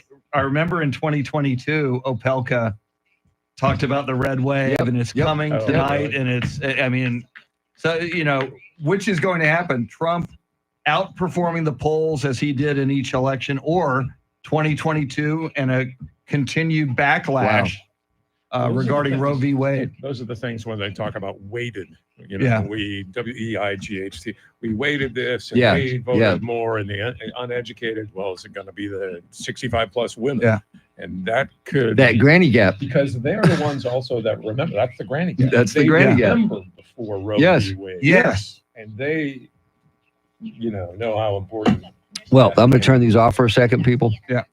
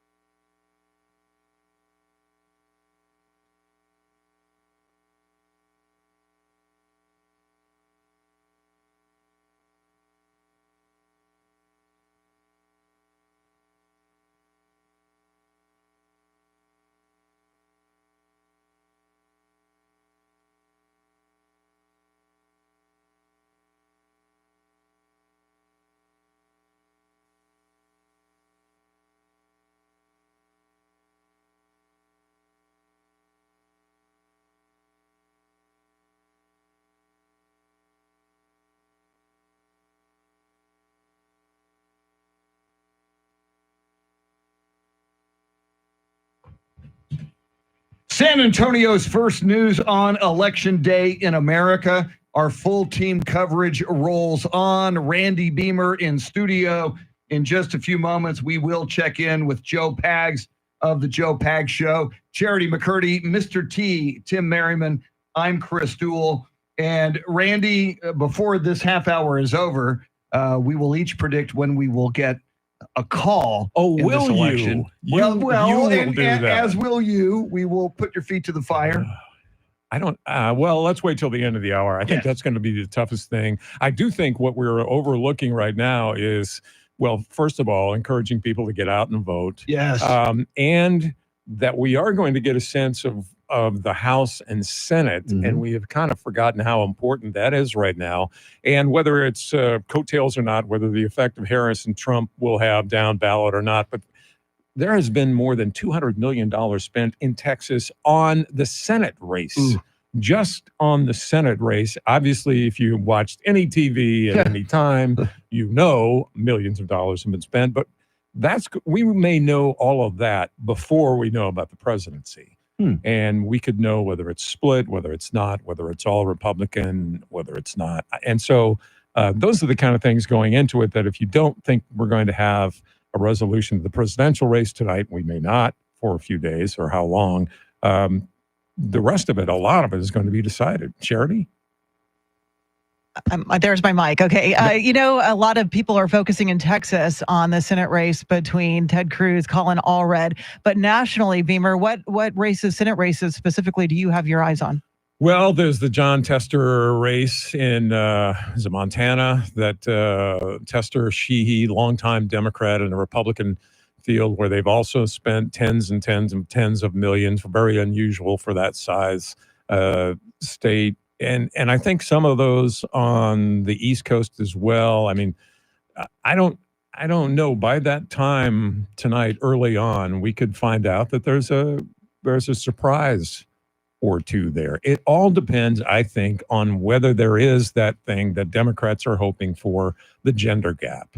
And if women are going to be the shy Harris voters, the quiet Harris voters who are motivated by Roe v. Wade and being overturned as they were in 2022, that is going to have a lot to say about the entire makeup, I think, of Congress. And you wonder how many of these women are being forthcoming with their families on how they voted, if they are indeed maybe going against a pro-Trump family and they are voting on a specific issue. Abortion rights are huge right now, and that is leading a lot of women to the polls. And again, as you mentioned, the gender gap is expected to be the big X factor in the presidential race. Do you think those ads are effective? There's been a couple of ads, at least across the country, reminding people, women, that their vote is private, that they don't have to tell their husband, their kids, whoever, about their vote. Do you think there is that? You would have a better sense than we would. I think it is probably effective, depending on the makeup and the political tension in the family. We were talking about this yesterday. Chris says that he doesn't ask his wife who she voted for after she casted her ballot. Same for Mr. T and his wife. Never. And I was kind of shocked because I had the discussion with my husband who I was voting for. I wanted to know who he voted for. And then after we were driving home from the polls, I was like, hey, so did you vote for who you said you were going to vote for? I don't know. I guess it's important to me to be politically aligned with my significant other, because I think that could lead to some other problems potentially. But there are also those who just understand. My brother and his wife just understood, we don't need to go vote today because we're canceling each other out. I mean, they knew they had, well, opposites attract, right? They did. Yeah. And it was, love for 20 years. See, but I think I know where my wife voted, who she voted for. I never have to ask her. I'm surprised that you don't know intrinsically. I don't ask her. I've never asked her. 35 years of marriage, I've never asked my wife who she voted for, because I can kind of tell. Well, see, I would think. My wife and I hear each other swearing at the political commercials. Yes. So when a certain commercial comes on Yeah. and we swear at it, we signal to the other person where we stand. So, all right, coming up, we will each pick the day and time. The major networks will pick a winner in this presidential election. But first, got to check in with Joe Pags of the Joe Pags Show. Joe, the day has arrived. Election day is here. Good morning, Joe. That's right, Chris. It's finally here. November 5th, 2024. We will find out, hopefully tonight, who the next president's going to be, although that's probably a long shot. We'll probably find out in a day or two. I would love to see it happen tonight, though. We had a monster day yesterday with Steve Bannon, Alina Habba. We had all sorts of incredible guests. RFK Jr. came on. Today, we'll bring you the RNC chair, Michael Watley. Also, Kerry Lake, running for U.S. Senate out of Arizona. Senator John Cornyn, the great state of Texas, had a delay from yesterday. We'll have him today. And Kash Patel, former DOD chief of staff. Lots going on today. We'll be watching the election results as they roll in. Don't miss a second of the Joe Pag Show. Today at 5 o'clock. News Radio 1200 WOAI.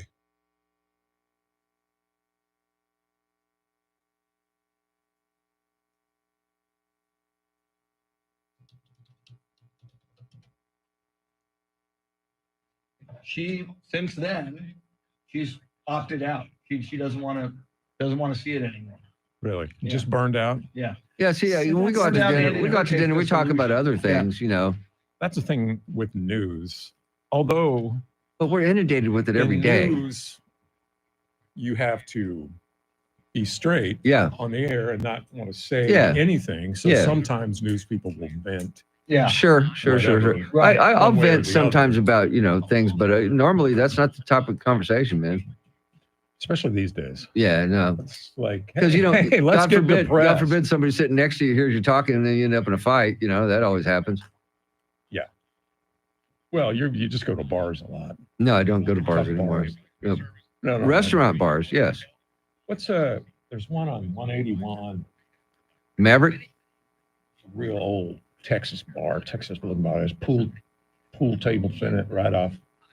It's a 37, 181. Well, okay, see, because I'm trying to think, because no, it's closed now. That used to be a bar, is now a pizza place. Oh, is that? Yeah, it used to sit up on it's on the right-hand side when you're going towards Floresville. Yeah, it's now a pizza place. One of my favorite places, the guy that runs it's a really nice guy, and he used to be on the other side of me, and then went away because his landlord ran him out, was gone for about 3 years, and all of a sudden he popped back up, and I saw the name, and I called him. I said, dude, is that you? Is this Tim? I said, yeah. He goes, yeah, we're back. I was like, oh, man, it's about freaking time. Is it still pool tables? No, but it's still laid out like a bar. When you walk in, where you go up to order, there's the bar. Oh, okay. And then he's put tables where the pool tables used to be. You can actually eat there. It was a big place. Yeah, it's a pretty big place. Yeah. It was just so photogenic. Yeah, it's an old school, old time place. Yeah. As a matter of fact, there's a place called, I think it's called Candelarios, I think. They took it over after it became the bar, and it's one of those places where you go in, and all the girls that work there, it's a Mexican restaurant, are dressed in lingerie. Yeah. Wait, what? Yeah. No, I'm not kidding. That's okay. And my neighbor, Puterios. Candelarios, I think is the name of it. But my neighbor told me, they got the best enchiladas, best enchiladas. I said, come on, really, Victor? So we went there, and we walk in, I said, okay, this is why you think they got great enchiladas. The food sucked. It was horrible. Well, they moved across the street, built a big-ass place over there. I mean, it's like 5 times the size of what that bar was. And that place, every day I go by there, it's packed. Nothing but trucks, okay? It's all guys. It's all guys. Yeah, and seriously, they dress in lingerie. That reminds me, the big in the Midwest when I went to, we didn't have any Mexican restaurants in my little town. Went to Des Moines. Their chain restaurant of Mexican restaurants is called Chi-Chi's. Chi-Chi's, okay. Which didn't mean anything then. To them, it didn't. It seems a little odd. Yes. But well, I remember when I was in that's just a name if you're listening online. When I was in elementary school, my dentist was over right off of Highway 90, and right next door to him was a place called the Sidewinder, which was a topless club, and it had a little window like this big, where you could look inside. And that was the joke. I'd ride my bike up to go see my dentist, and I'd go look in that, try to see if you see anything. Of course, in the middle of the daytime, they're not open really. But yeah, it was there forever. Sidewinder. The Sidewinder, man. What? For a topless bar, that seems Candelas. Thank you, Jacob. Candelas is the name of the place. Yes, Candelas. Candelas. Okay. Yeah, it's right I on. just remember shooting down there a couple times, and it's so visual. Yeah. Oh, it was a nice place. All right, you're just gonna throw it to her? Yes. Okay. Stand by, guys. But yeah, it was fun.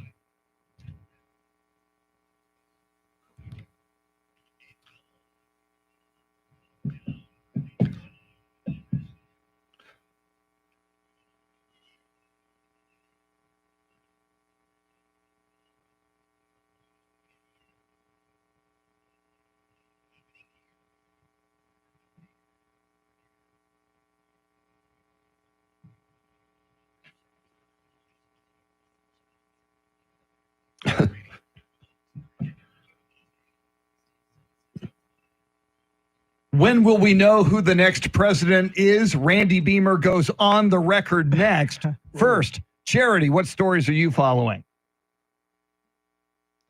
Well, the polls are open in Texas with several key races to be decided. The Department of Justice will be monitoring voting in 86 jurisdictions in 27 states today, and several school districts in the San Antonio area have canceled classes on this election day. We'll bring you the latest right now, traffic and weather.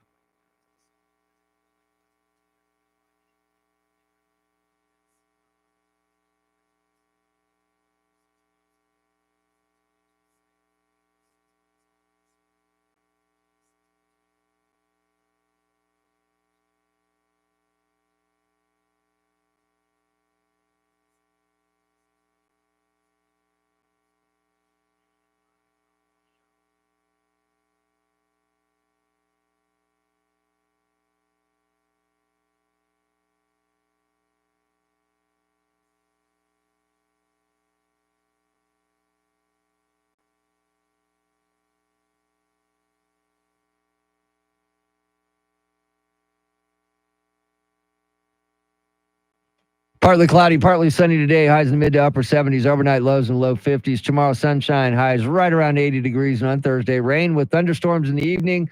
Highs in the mid to upper 70s. 57 degrees in Kerrville. 64 in New Braunfels. 63 right here in Stone Oak. WOAI News Time 8:52. San Antonio's first news, our team coverage of this Election Day 2024 rolls on with Randy Beamer in studio. We're going to go around the horn. I am asking each of us what time and what day will we have an official call, or at least relatively official, the major networks as to who the winner of this presidential election is. Charity, I like to go ladies first. Okay. What day and what time? I'm going to go Thursday at 7 a.m. Thursday, Wow. 7 a.m. This is called by the AP, right? Isn't the AP the standard, usually the Associated Press? You know better than I do. We'll set AP, it with the AP. Okay. Associated Press. Well, that's for the main minute. And then you know, your trifecta could be NBC, CBS, whatever. Fox Okay. Newsmax. Yeah, Newsmax, that's yes. an outlier. Well, they already called it. They did. Steve Bannon, when Steve Bannon calls the winner. He called it in prison. That's Yes. a good point.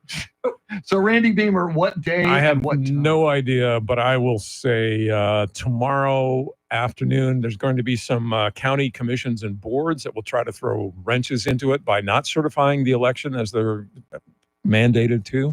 But I'll say tomorrow afternoon. Of course, remember the last time I correctly called an election was before 1994. So you say tomorrow afternoon, give us Wednesday a at time. what time? Afternoon. Yeah, Uh, 4 4 p.m. p.m. 4 4 p.m. p.m. Okay. tomorrow. Central Standard Time. Yeah, this is all Central. Yes. Tim Merriman. I will go with Saturday the 9th, and I'm going to go with 7 p.m. 7 p.m. And And this I'm is official, but some people may know before then. Some people may I have wonder called official. before then. Yeah. Well, the Illuminati will know. Yeah, they anyone already else know, does. Chris. The deep state already knows. I am going to go whack. I'm going to say overnight. So it's going to be 2:45 in the morning. So that is Wednesday morning, which is tomorrow morning at 2:45 a.m. Wow. A call will be made. I hope you win, Chris. So do really I. do. So do Probably I. won't. We're all pulling for you, Chris. And only Charity gets to say, okay, who's going to win? Charity, it's all up to you. The one with the most electoral votes. Yes. Yes. And don't imagine that people will be mad at you one way or the other. Of course they will, but go ahead and pick who. No, because it's way too close. I think this could go either way. I don't want to choose because I don't want to jinx it, Beamer. So I'm not going to do it. Is that the granny gap? I think that, no, that's not, that's nice. Let's just all be decent when you're out there in Yes, line. please. Let's predict that we'll have no major problems in San Antonio, because that's what I always hated covering on the news. Whatever little event is going on out there, you know, those of us in news will train a camera on it. You'll have two pinheads fighting in line. Let's not do that. No. Please. And Randy, do we have you back tomorrow for which? See, if it Analysis? happens at 4 p.m. Well, yeah, I have to come back just to see if yeah. you're right or wrong. gloat, yeah. I'll come in. Okay. Okay. I'll be selling, you know, Kool-Aid out on the parking lot. But Right on. Randy will join us tomorrow, part of our full team coverage. Randy, always great to have you. On the Record is on the record on the air this Thursday. On the Record is we're going to analyze all of the election results Thursday, and we're also going to give charity therapy tomorrow. Oh, beautiful. I'll need it. I'll need it. We Yeah. all need it. Dr. Beamer will be in tomorrow for charity therapy. For Randy Beamer, for Charity McCurdy, for Charlie Parker, Mr. T, Tim Merriman, for EJ Pacheco and Andrew Zimmel, I'm Chris Duell. Keep it right here on 1200 WOAI all day long. The latest developments are coming at you. Don't forget the Joe Pag Show from 5 to 8 p.m. Right now, your Sean Hannity Morning Minute, WOAI News Time, 8:56. Everybody have a great day. We'll see you mañana. See ya.